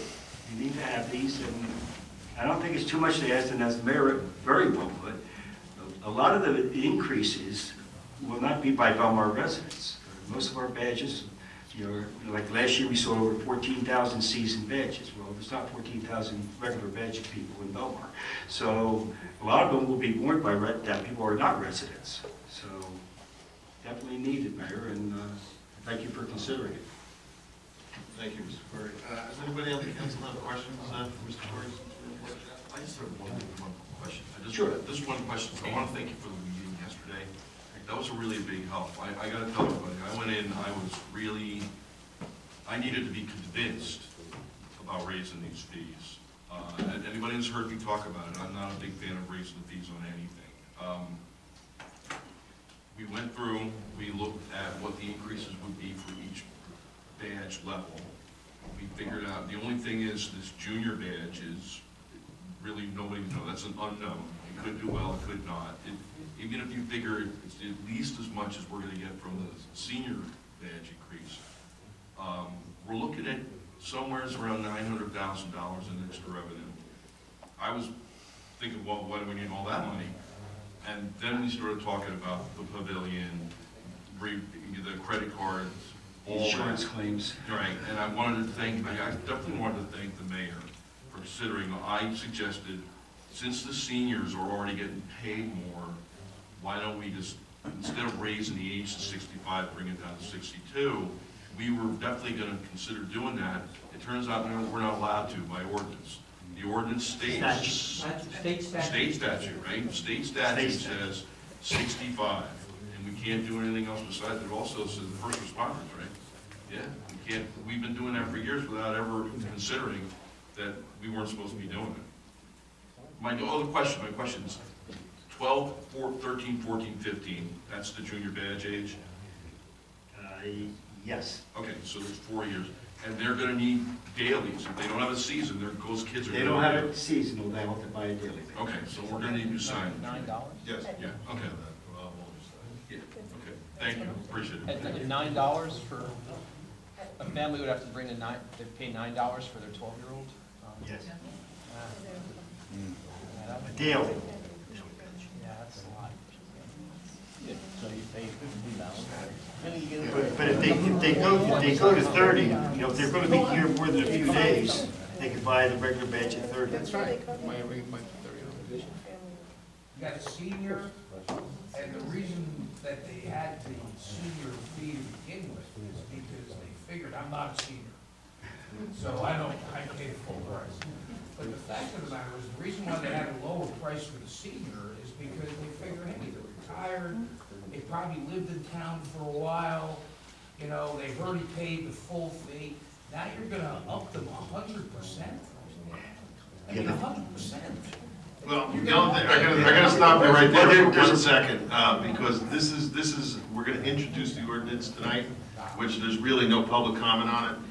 We have Gene here, and it's a workshop to explain what we're gonna do, but next meeting will be the time that you come up and talk about it. This way we get your name and. I'll have my facts together. Yeah, get all your facts, everything together.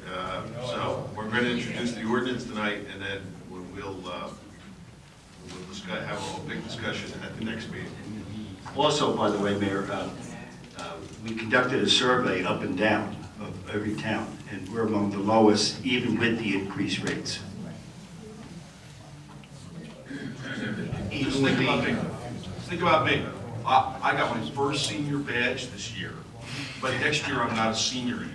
I don't know how to feel about that.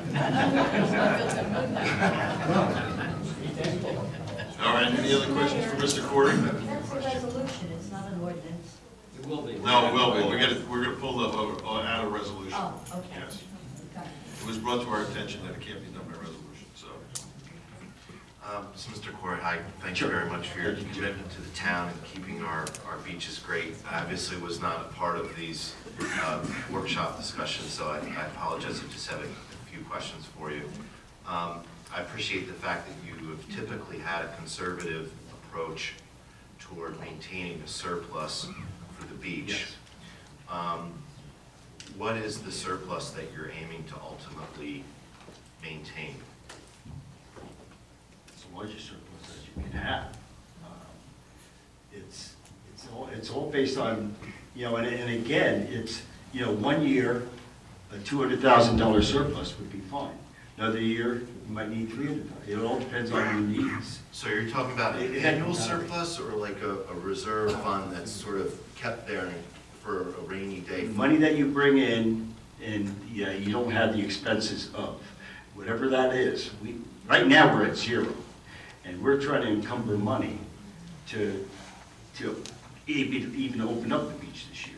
So And that's even just paying all of our employees. all our employees. And getting, increasing the salaries for the lifeguards. Yeah. So we can get the proper lifeguard protection. We have to get the 10th Avenue Pavilion done. It's gonna cost money. We don't know.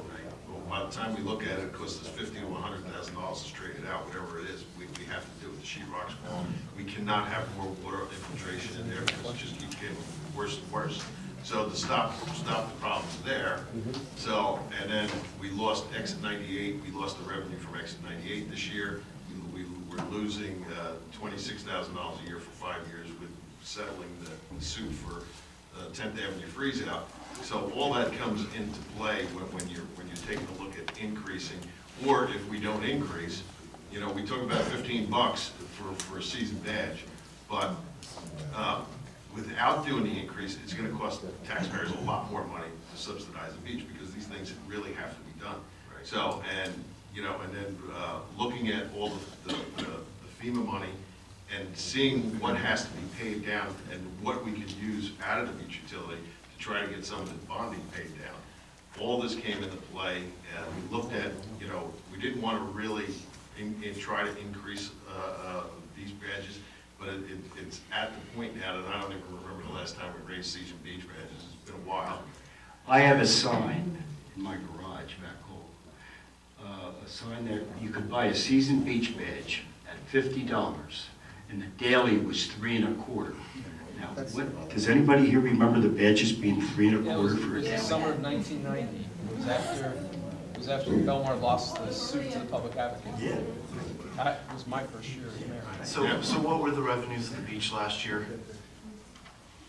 2.9 million. So the revenues were 2.9 and the expenses were 2.9? 2.9. And there's no other fund that's maintained for if you have a year? You can't do that? You can't pull it out of the regular budget. No, I know, but can we build up a fund moving forward that we have a cushion and carry over? In the beach utility, yeah. Right, and what would be the goal? What are we trying to? I would like to have a surplus of 800,000 900,000. Our CFO would like to explain it just a little bit better. The fund that you're talking about that you would build up would be surplus. Right. Okay, all the excess would go to surplus, but just in what I'm looking at here, it looks like each year you've been using over $2 million of surplus to fund the beach. So you have to be very careful because you don't want to fall below that and make sure that you can replenish that every year. Yeah, I agree. I'm just trying to. grow. I'm just. I don't disagree with any of that. I'm just trying to establish like what is that number that we're trying to build up to, and how long do we think it'll take to get up to that number that we want to have in surplus? Well, if you're constantly using over $2 million, you have to be sure that you can replenish that $2 million. If you have a bad season like you talked about, you shouldn't do that. So you would have to maintain at least 2.5, 2.9, $3 million to start building that cushion of surplus. Yeah, I think the problem is the unpredictability. Yeah, right? it really is. It did such a wide range from if you have a really nice summer to if you, like how bad was last year, as far as bad years go. It was a bad summer. Okay. We lost most of the weekends. Okay, so you lost most of the weekends, and basically you broke even. Well, no, because we went, Or you we used surplus money to. You used $2 million of surplus? So on We a used bad $2 year, million. you used $2 million of surplus, so you string a couple bad years together. Right. So yeah, you need a whole, got it. And because it's a utility, it has to be self-sustained. Yes. It's like business. Plus you have all these increases in expenses, right, as Right. far as payroll goes. They just keep going. In your current proposed budget, what are you proposing to raise the lifeguards and the gate attendants to? We haven't really decided on that yet. Well, I would almost propose that we'd almost have to go $15. We gotta be competitive with all the other towns because the towns To the look here lifeguards. and they go, the lifeguards make it $10. Why do I want to work at Belmar when I go to Spring Lake and make 15? So, you know, we have to be competitive, and it's the same thing with the gate attendants. they have to be brought up to a salary that we're competitive with other beaches, because it's, you know, they do the exact same thing on another beach. They're seasonal employees, so who's ever paying the most amount of money, that's where they're going. That was the other thing that Mr. Corey had a big problem with, was retaining people or trying to get new people. And there was people working 7 days a week because we couldn't just cover. I mean, Bruce back there, he worked for free, but we can't get too many of those people, right, Bruce? So those are the things that we're looking at. And the biggest thing is that we're trying to balance it out so that the municipal tax does not have to subsidize the beach.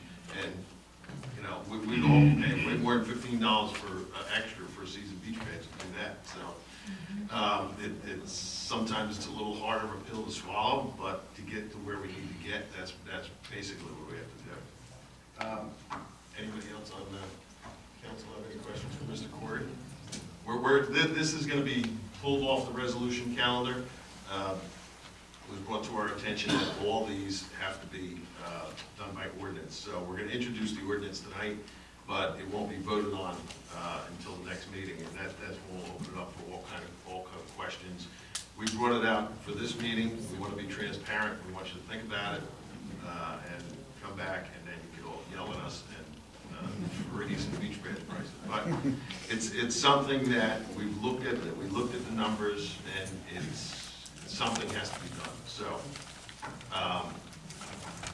we're not in public comment yet. So hold on. Is it the same with the fees for the lockers? Is that also an ordinance that'll be? That's going to be an ordinance. Yep. Thank you. Yep. We'll pull all that off, and that's going to be all done by ordinance. Okay. Any other questions for Mr. Corey? Thank you, Mr. Corey. Thank you for coming in. Thank you. Mr. Corey has done a lot of work, and we've had a lot of meetings, so I really want to thank him for bringing this all to our attention. Okay, moving on, we need any petitions? All right, seeing none, we'll move on to approval of minutes. Council President. Because I have to do them separate, so. I have a motion to approve the minutes of the December 31st, 2018 meeting. I'll make that motion. Do you have a second? Second. Councilman Lunt? Yes. Councilman Brennan? Yes. Mayor Walsberg? Yes. Councilman McCracken? Yes. Councilman Carvelli? Abstain. And then can I have a motion to approve the January 5th, 2019 minutes? I'll make that motion. Do you have a second? Second. Councilman Lunt? Yes. Councilman Brennan? Yes. Mayor Walsberg? Yes. Councilman McCracken? Yes. Councilman Carvelli? Yes. Thank you, April. All right, now that we're pulling off all the fee increases, we'll have a public session on just resolution calendar, but all the... Mayor, I'm sorry, just skip reports of council. Oh, reports of council, okay, sorry. I'm sort of new with this. Councilman Corvelli, reports of council. Yes, everybody stole my thunder about the pole replacement for the lights. I think everybody knows about that. That's the only thing that I have to report on.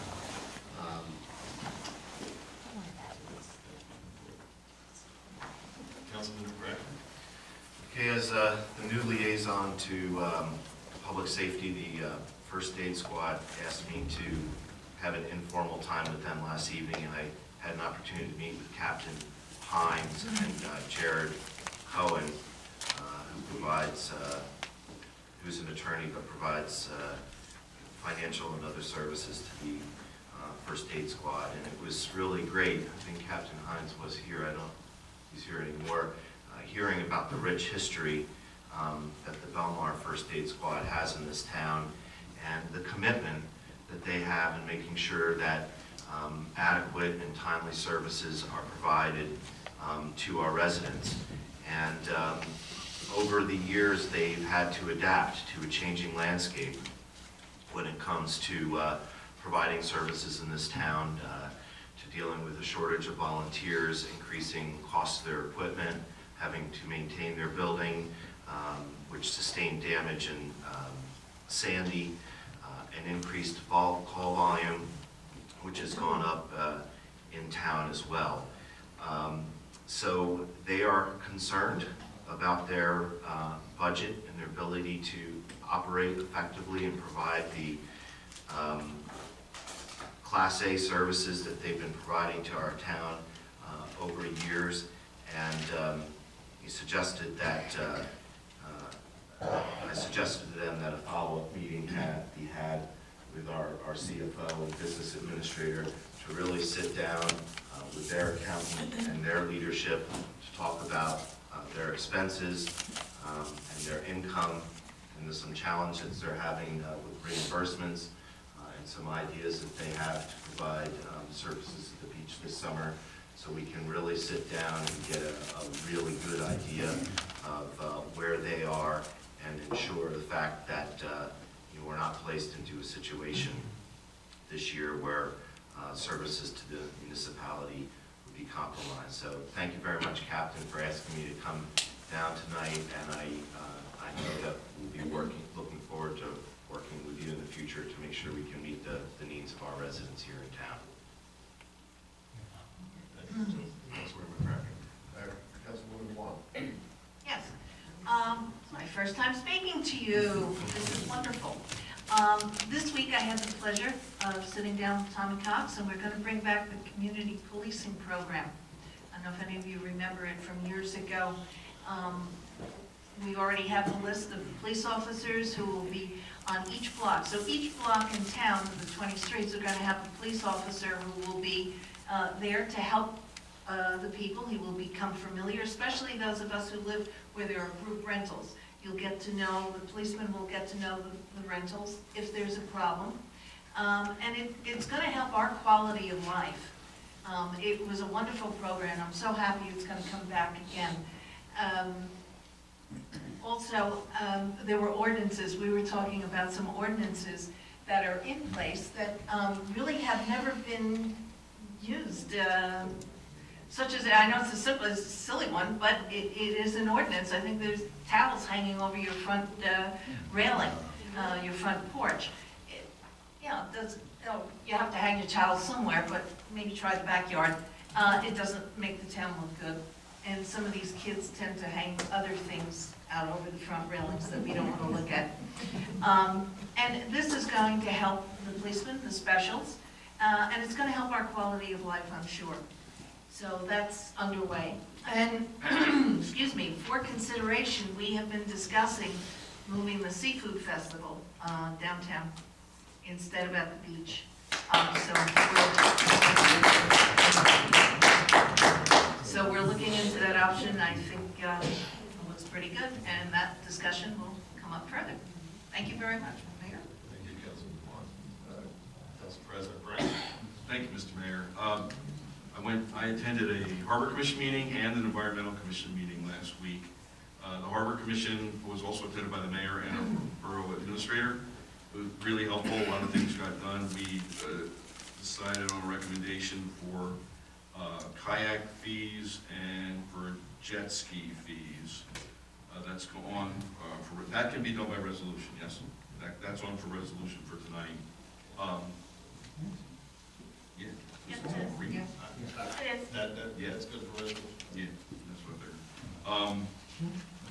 We also came up with, the mayor suggested that there are some slips at our marina that we can't really rent right now because they're not really usable at low tide. So we came up with a discounted price for your bargain hunters, so they can be had. And there were some other suggestions of things that need to be worked on down there. I mean, the marina really generates a lot of income for the borough. Unlike the beach, all the revenue from the marina can be put into the general fund, with any excess revenue. One of the things that we're looking for is more Wi-Fi. Yes. We want to see more public Wi-Fi, so that, that's it. And we're also thinking, they were talking about, really the only things they decided were jet skis, the kayaks, the discounted slips, and they talked about that in the land. And the ramp. And the ramp. The ramp, yeah, going up $3 on the ramp. Yep, going up, but nothing. Okay, the Environmental Commission, Ed Lippincott was selected as chair. Ed Lippincott, for those of you who don't know him, he was on third, I think? He's an old friend. And fourth, thank you. He's very, very active. He's one of the people in town that keeps track of the plovers on the beach. He works very closely with the state to make sure records are kept. He's really been great on the Environmental Commission. So he's the chair. They're still working on the environmental resource inventory. They're looking for a way to work with a consultant who put it together 10 years ago. It just needs to be updated, doesn't need to be recreated. They're trying to find out, since they don't have any money, they're trying to figure out how to do that. I'm going to be looking to ANJAC to see if I can find some money from the Association of New Jersey Environmental Commissions. The other things they want to do, they want to improve communications between the Environmental Commission and the community, and the Planning Board and the Zoning Board. They want to have more feedback and more input, and make sure that they're addressing concerns that people might have. And they also, one of the things they did last year was they put together a green building checklist that was submitted to the borough, and I'm going to follow up and make sure that we're actually using that when people come in with applications for different projects. And I also want to thank the mayor and business administrator and Marshall Resident Genius for the beautiful new microphones. How about that?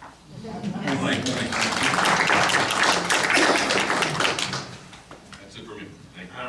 Thank you, Council President. I also want to bring up the microphones. I mean, our business administrator, Ed Kirschenbaum, our DPW supervisor, Mike Campbell, and Marshall Boxer, they worked hard in getting the system up and running at a very minimal cost. And it's been long overdue, so now hopefully everybody can hear me now. So, thank you guys for getting this done. Very helpful. And like Councilman Brennan said, we were at the Harbor Commission. We don't take these rates lightly. There was a lot of discussion about the kayaks and jet skis, only because we have such a long waiting list for them.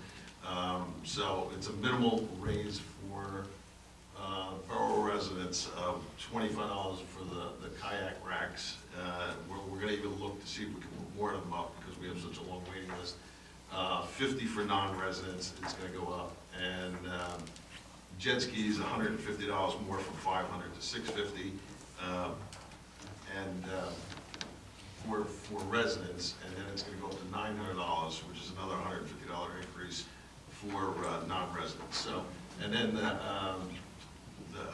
because we have the expense of the boat ramp mechanism to let everybody in and out, which we have to replace a piece of it for $15,000.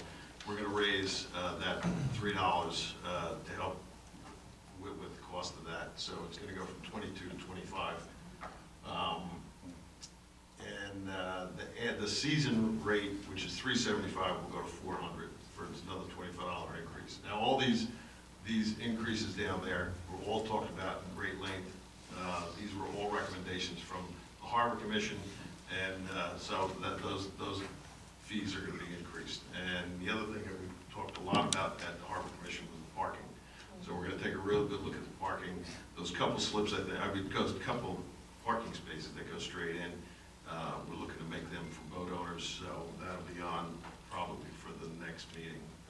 But it was a good meeting. So those are things that came up in the Harbor Commission, and like Council President Brennan said, we don't have our marina Wi-Fi, and I think by putting Wi-Fi through the entire marina will help us rent some of the boat slips, and that's one of the things that we really got to concentrate on because we have a lot of empty boat slips down there. So those are the things that came out of the Harbor Commission. I just wanted to follow up with Council President Brennan said about those increase in fees. So that's all I have.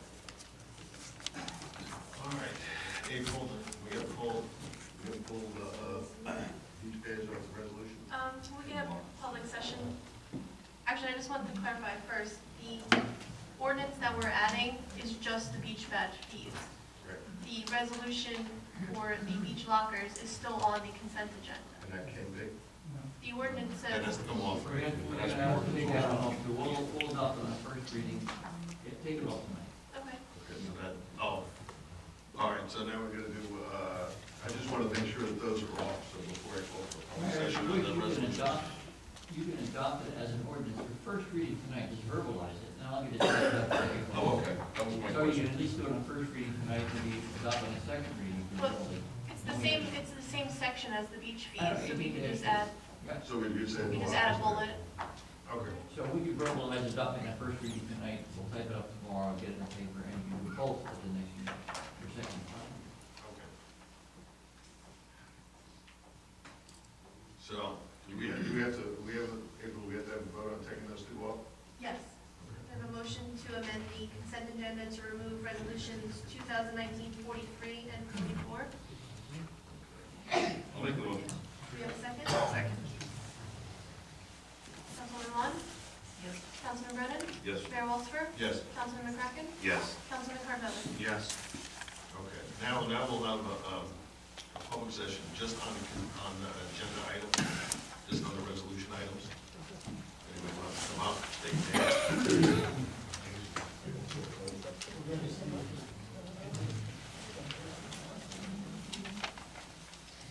Hi, Stephen Moynihan. On resolution 2019-42, right, it talks section, item number 6, L Street Beach will be open to swimming only when posted and staffed by a lifeguard. Now, you give dates and times for all the other staffing of lifeguards.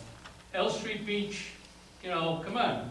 I need to know when I'm gonna have a lifeguard so I can go over there and swim, use my kayak and all that other things that you do at that beach. But this doesn't seem appropriate.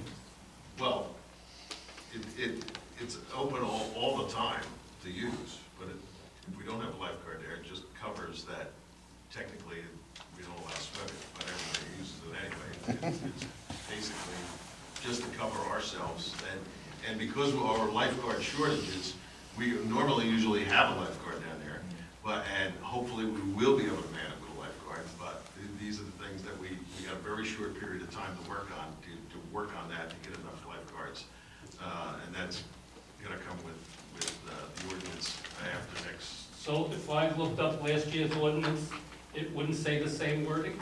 Is it the same? Yes. It's exactly the same. Yes. It's exactly the same. Oh, okay, so, I mean, it has nothing to do with the shortage or whatever it is, you know, right? No. But all I'm saying is that I think it's inappropriate to leave that beach in the resolution as basically with no schedule for when a lifeguard will be provided, or any way to find out whether the lifeguard is gonna be there, other than going over there.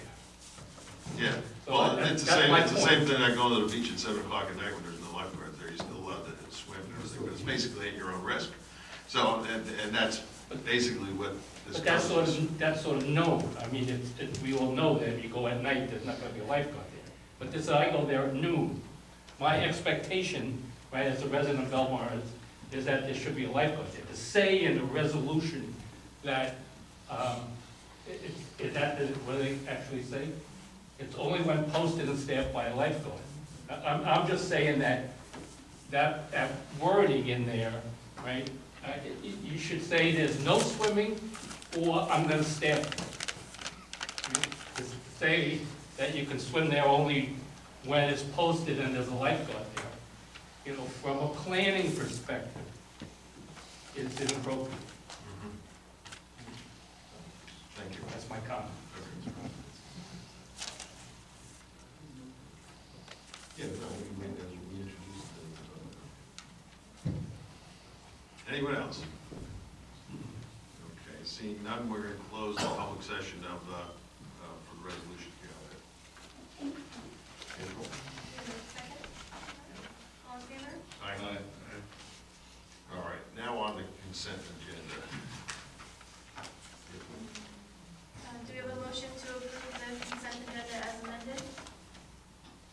I'll make that one. Do we have a second? Councilman Vaughn? Yes. Councilman Brennan? Yes. Mayor Walsifer? Yes. Councilman McCracken? Tony, you talk about that. Are we approving the consent agenda or just approving the revised consent agenda? The revised consent agenda. Oh, yeah. Councilman Carvelli?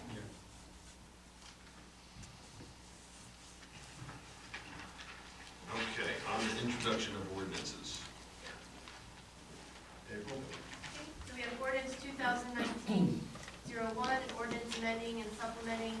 Chapter 3 of the revised general ordinances, sections 3-6.2 for a commission. We have a motion to offer this for first reading and introduction. I'll make that motion. Do you have a second? Councilman Lunt? Yes. Councilman Brennan? What's the difference in this between what we already have? I mean, what's the difference? Is it just something we have to do anyway? You're going from 5 to 7. Okay, so it's going to 7, that's the difference. And also, Yeah, so that'll be able to change from 5 to 7. That's good. also would be one of the governing body and a public employee, a borough employee appointed by the mayor with vice consent. Those will be 2 to 7. That's good. Yes. Mayor Walter? Yes. Councilman McCracken? Yes. Councilman Carmelli? Yes. Then we have ordinance 2019-2, which is an ordinance amending and supplementing chapter 19, section 2.5. This is establishing the beach fees. We have a motion to approve for first reading and introduction. I'll make that motion. Do you have a second? Okay, yes. Councilwoman Lunt? Yes. Councilman Brennan? Are we, do we have to verbally add the beach lockers to this, or This is will be it? the next ordinance. Next ordinance, okay. Yes. This one just deals with beach bed. All right, this is just the beach bed. Yes. Yes. Mayor Walter? Yes. Councilman McCracken? Yes. Councilman Carmelli? Yes. If I can, Mayor, the proposed third ordinance tonight for first reading is 2019 number 2, and it's entitled, an ordinance amending and supplementing the Borough Code, Chapter 18-10.2, entitled Fees and Charges, to modify the rates for the beach storage locker fees for the 2019 season. Would that be 3? Because we just did 2. Or we're adding Ordinance it number to- 3. This is number 3. Did I say? This is Oh, you number said 3. yes, 3. Number 1 was the commission, number 2 was the beach badges, and 3 is the lockers. Okay. All right, I'll make that motion. I'll second. Councilwoman Lunt? Yes. Councilman Brennan? Yes. Mayor Walter? Yes. Councilman McCracken? Yes. Councilman Carmelli? Yes. Okay.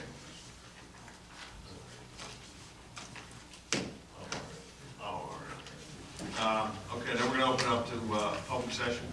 Anybody that has anything that want to go up to the mic to talk about? Yes, in the back.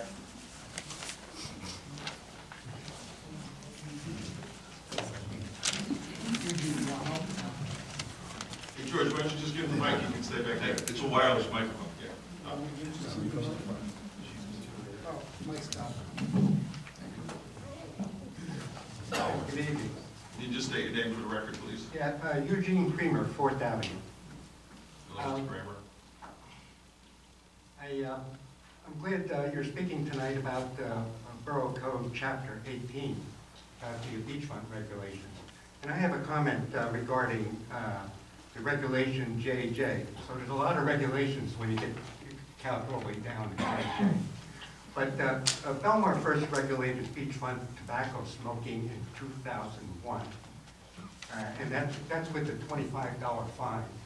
That's been in place for many years.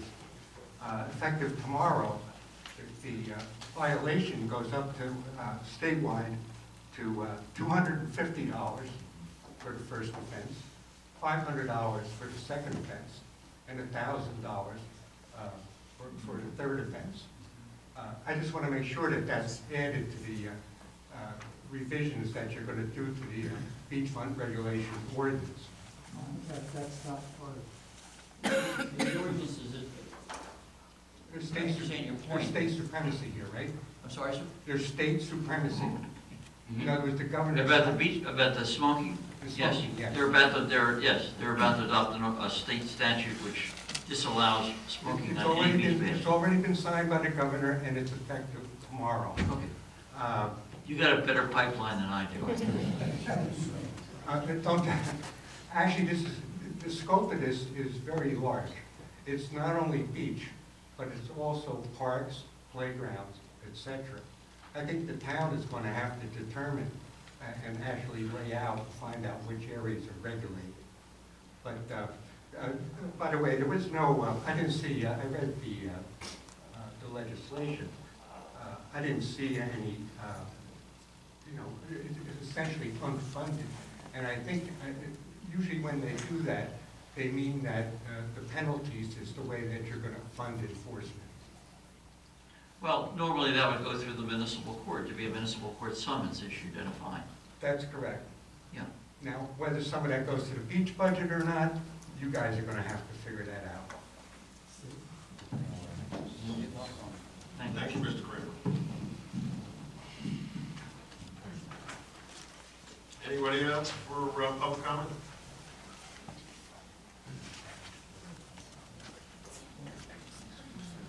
Good evening, my name is William Henniger. I live in Neptune now, but I have immediate family still residing in Belmar. I'm coming with a peace offering, so to speak.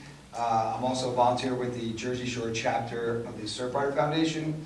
So I read with interest the articles of September 27th in the Coast Star, January 7th in a online resource tap into, and the most recent article dated January 10th about your dune plantings. So I'd like to offer and maybe initiate an open dialogue between the membership of our local chapter of the Surfrider Foundation and the town council, and specifically Councilman Brennan and Mr. Lippincott, I think his name was? Yes, Lippincott, yeah. Yes, so we have a large resource of membership available, since we like all local chapters to get community involvement, working with partnerships, developing communications with our local towns. For example, our chapter has participated in Spring Lake Beach dune replenishment.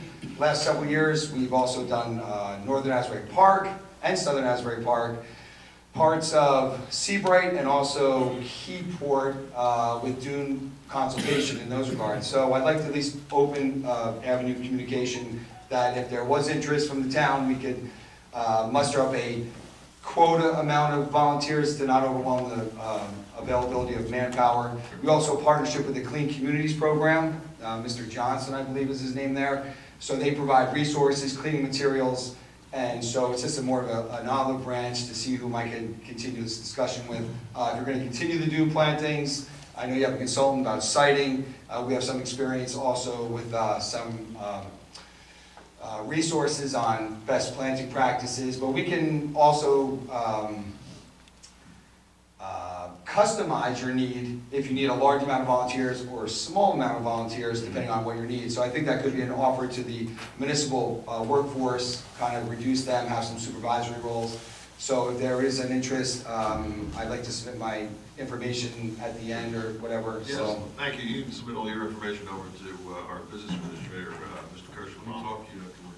Yeah, sure, no problem. Because I've been inspecting the growth. It's serendipitous that you're here because I have John Weber's phone number. Right. So he's our advisor. So yeah, we'd like to at least open up because Belmar's come a long way, especially in terms of beach access situations with surfers, and especially during March as well. So we'd like to at least offer that relationship to repay the community commitments to providing good access and all those other avenues that we are working for together. Thank you very much. Thank you. Anyone else? Yes. Hi, Emma Walton, 711 Main Street, Apartment D. So about in November, me and my boyfriend and I were looking at apartments, and we saw one here on Main Street, above the Anchor Tavern, brand new apartments, no one's lived in them before. So I go to view the apartment, and the man who was I don't know if he was a realtor or if he was the landlord, he said, I don't know how loud it's going to be. And I said, well, I know that, I don't think they have any DJs or music late or anything. And he goes, oh, I don't know, it kind of brushes it off. So in the end, we rented the apartment, moved in, and expected noise, like murmuring, music from downstairs, doors closing, that's fine, that's what I expected since I moved above a restaurant. So then Saturday night, 10 p.m. comes, and this band is playing very loud, so loud that you could hear every word they're saying, everything. Like I could hear it very clearly. Basically, like it's knocking on my walls, vibrating the floors. So I called my landlord about it, and his first response is to break the lease, which is kind of discouraging because I just moved, it's a lot of money. So it seems like he knew about the issue. He told me that whoever showed me the apartment should have told me about the music, and they did not. He said that that's why the rent is cheap, which I think is interesting, that it's so important that they would lower the rent, but not important enough to make sure the tenants know about it. So basically since then, I've called the police whenever it's happening, Fridays and Saturday nights. I even printed out, I got a noise ordinance, I went to the complex, and I read the whole thing, underlined everything. Finally, I talked to a police officer, and he said that I should come to this meeting and talk to you guys about it. And he said there was something about a permit that they have. So my question is just, if they have a permit, what does it entail, and does the permit exempt them from the noise ordinance? Can I take that, Mayor? Yes. Do you have a written lease? Yes. There's probably some of the print in the written lease guarantees to you what we call quiet enjoyment. Yes, yeah, It it's does, in right? there. Yeah. Well, you're entitled to that. Now the question is, what does that mean? We do have a noise ordinance. They're difficult to enforce. My experience has been for one particular reason. By the time the police get there, the noise has gone down, or it's hard to quantify what the noise ordinance or what the noise is in terms of decibels. But you have I don't think your issue is here as much as it is, and I hate to say this, in a higher court in terms of you may have to get a lawyer. Is there only one tenant? Are you the only apartment there? There's another apartment, and the landlord said that they just moved in the same day that we did back in November. Are they having the same issue? And they're having the same issue, but I think that she has some relation to a manager or owner of the business. I'm not going to give you legal advice other than to say that if there's other people that's having the same issues, you should band together. Yeah. Perhaps consider getting a lawyer and sending a letter. If they violate the noise ordinance, they have to go to municipal court. I can only tell you that it's difficult to prove a noise violation for the reasons I just said. Not impossible, but it's hard. But in the meantime, forgetting municipal court for just a second, you have the right to quiet. You and the other apartment owner, occupant, have a right to quiet enjoyment. So I think that's where your quicker remedy might be if you want to get to a lawyer, have them send a letter saying, this is not what we're paying for. Yeah. Exactly. So that's I think your best bet. You can continue to, if you feel there's a noise issue on a Saturday night, call the police. Maybe eventually the restaurant will get the idea. Thank you. All right. Thank you. Good luck. Thank you. Thank you. Anyone else? So, again, my name is Michael Jumo. I'm technically a resident of Lake Como, but I spend most of my time here in Belmar. And like I said, I lived on and off here for about 8 years. And I've seen some of the changes, and the last year especially, I've been paying really closely attention to almost everything that I see in the town. And just sitting here tonight listening to on the internet the last meeting, I think it was in November, one of the biggest things that we were discussing is the website, right? How are we going to fix the website, because that drives a lot of tourism. So a lot of the problems here tonight are surrounding how are we going to recover from this deficit. And unless I'm mistaken, the main thing that we benefit from and make money from in this town is tourism, right? So how are we going to be creative and increase the amount of tourism without breaking the bank? And there's a ton of things that we can do, all the way from fixing the website to creating awareness of all of the recreation and all the things that we have to do in town, especially on the days where it's not perfect weather. What is everyone going to do when it's not 70 degrees out? Well, we need to make sure that everybody in the town knows what to do. And I spent a long time in sales, and essentially we're selling we're selling ourselves in the town, right? Tourism. My biggest thing was education and the value proposition. So I think, of course, we should raise the price of the beach badges. I think we have one of the best beaches on the whole shore. It's very clean on the beach.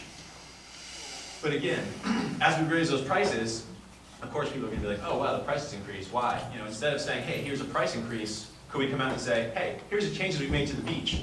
Here's how awesome our beach is. Oh, by the way, here's a price. Yes, it's still lower than most of the beaches around.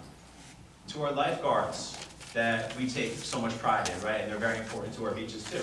How are we going to instill a sense of value into those lifeguards to the point where they're proud just to be a lifeguard at Belmar?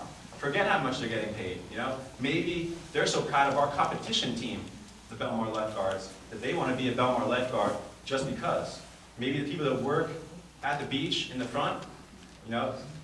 My whole thing was when I went into an office, a dentist's office, I used to sell medical devices for dentistry, and I could tell whether or not that person at the front desk actually cared about what they were doing there.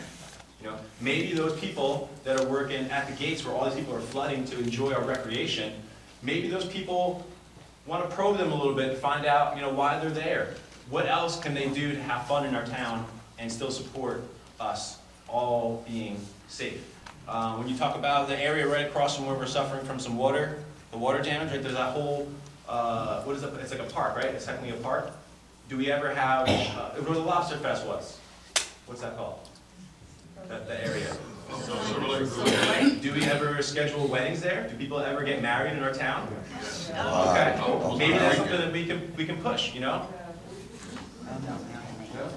Maybe that's something that we don't want to, I'm still learning. I've learned a lot in the past few days because I've been very interested in a lot of this. And what I suffer from is not water damage up on Main Street, it's mostly wind because the garbage is blowing all over the place. So how are we going to change the perception of the people that live and pass through those areas so they don't think that these areas are not cared for? Really, they are cared for. I know our DPW works very hard, but there's a lot of things that we have to do before we can go paint one of the water towers or paint the main water tower where you can't even really see that it says Belmar anymore. When I look up at that, you know, I think we're either confused or we're not ready to get out, right? When I ask myself, why is this not painted? Why hasn't this been redone? Besides the money, when I look at the website, it's like, we're not ready. We're not ready for people to look up there and say, oh, Belmar.com. Let me go to Belmar.com and find out what's going on. So I just wanted to say that I think there's a lot that we can do without spending a ton of money and getting creative in the ways for people to enjoy our recreation, partnering with local businesses. You know, on those days when it's not so nice out, how are we going to get people to interact with our local businesses? I know you were doing Wi-Fi on the marina, or on the beach, or both? At the marina. Okay, I was going to say, like on the beach, like, you know, it's nice for people to go there and enjoy something besides, you know, their phone. Maybe we have somebody that's going out and taking pictures of all the fun people are having and say, hey, yeah, it's going to be posted at the Belmar.com website. So then people will go to the Belmar.com website, hoping to find themselves and maybe discover something else. The beach badges, I know it's really important to sell those. Is there any way that we can partner with the New Jersey Transit so when people get off of the train, there's a way to buy beach badges? We already do. Okay. That's awesome. Could I interrupt for 1 second? Sure. I spoke to you earlier in the meeting. Yeah. We talked about a presentation. Yeah. You spoke to me about employment. And I said, we'll talk tomorrow. Yeah, this isn't even about me being employed. It's just about some things I could share, even if you don't hire me. Okay, I just want to make sure that I appreciate your enthusiasm, but you know, if you want to come up with some issues, I'd be happy to meet you. Okay. I would look forward to meeting you. Sure. Okay. Well, I'll stop there and we can talk further. But I just wanted to say that I'm really proud of this town, and I think that there's a lot that we can do to instill the pride and try and recover from this. And I'd love to be a part of it. That's all I'd like to say. That's it. Okay. Thank you so much. Thank you. Anyone else? Now we're getting one more. Go ahead, Mark. Go ahead. Oh. Thank you.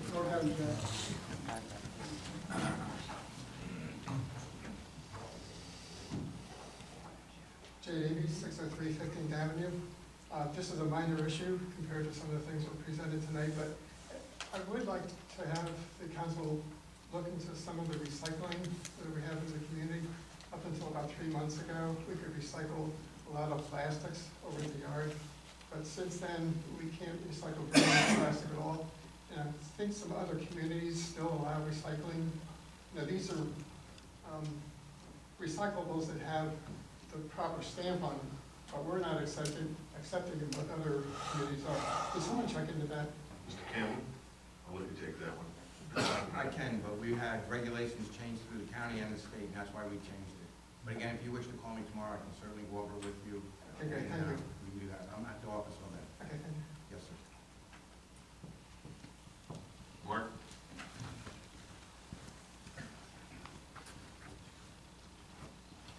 Mark Kirschenbaum, man who used to be introduced as the man not from Belmar. Okay. But my family has been from the Belmar area for over 120 years. All right, just give your address so we have it. I know. West Belmar. First, I want to bring up, in regards to beach badges, I think it's a great idea. Avon has resident and non-resident. Because if you got, like you said, most tourists buy the season badges. If you got a resident who works a week and he wants to go to the beach, he's only going to go 2 or 3 times. Why not have a lower resident fee? Well, we can't because we have a beach utility. See, the other towns don't have the utility. And we can't. My mistake, because I used to go to Avon and I was a non-resident. Yeah, so.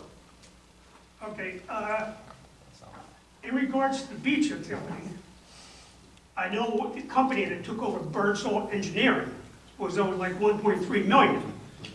And I think they took the money, some of it, from the beach utility to pay them, and they were told by a judge they had to give it back. Was it given back? I'm not sure. Well, I'm not sure that, that's one of the lawsuits that I mentioned earlier. I don't know that, frankly, former Mayor Pringle probably knows more about it than I do. The judge ruled against the town for doing what they did.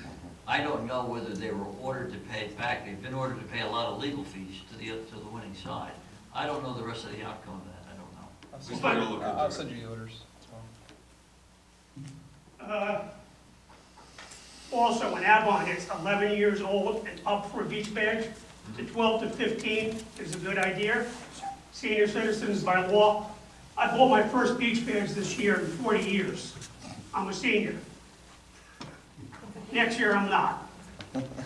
In regards to the Elm Street Beach, you got a fishing pier that's been broken that I've been told you have no money whatsoever to fix it. And the cost is minimal. Yeah, we're gonna take a look at all that stuff. It's the best fluke You guys just fishing. gotta remember, we're only here 15 days so far. Yes, I know. And I know about the broken pier down there. See this We're folder? gonna have our engineer take a look at that also and see what we can do with that. Okay, and in regards to parking fees, you're gonna raise the beach badges, but other towns don't have parking meters. Avon doesn't, but Belmar does. Does the parking meters fees go to the beach utility to help offset the beach fees? It goes to the town's budget. It's a separate utility? Yes. And that's used just for the care and taking of the parking meters. Okay, thank you very much. Anyone else? All right, seeing none, we're gonna close the public portion of the meeting. Go ahead. All right. I'm sorry, I didn't. Voting to amend the resolution agenda. Okay, so I got confused. On number 42, it has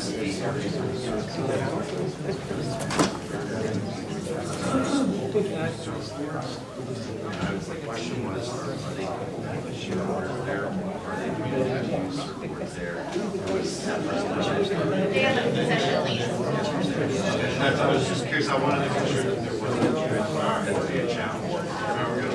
Motion to close the public and Second. All in favor? Thank you, everyone. Thank you, everybody.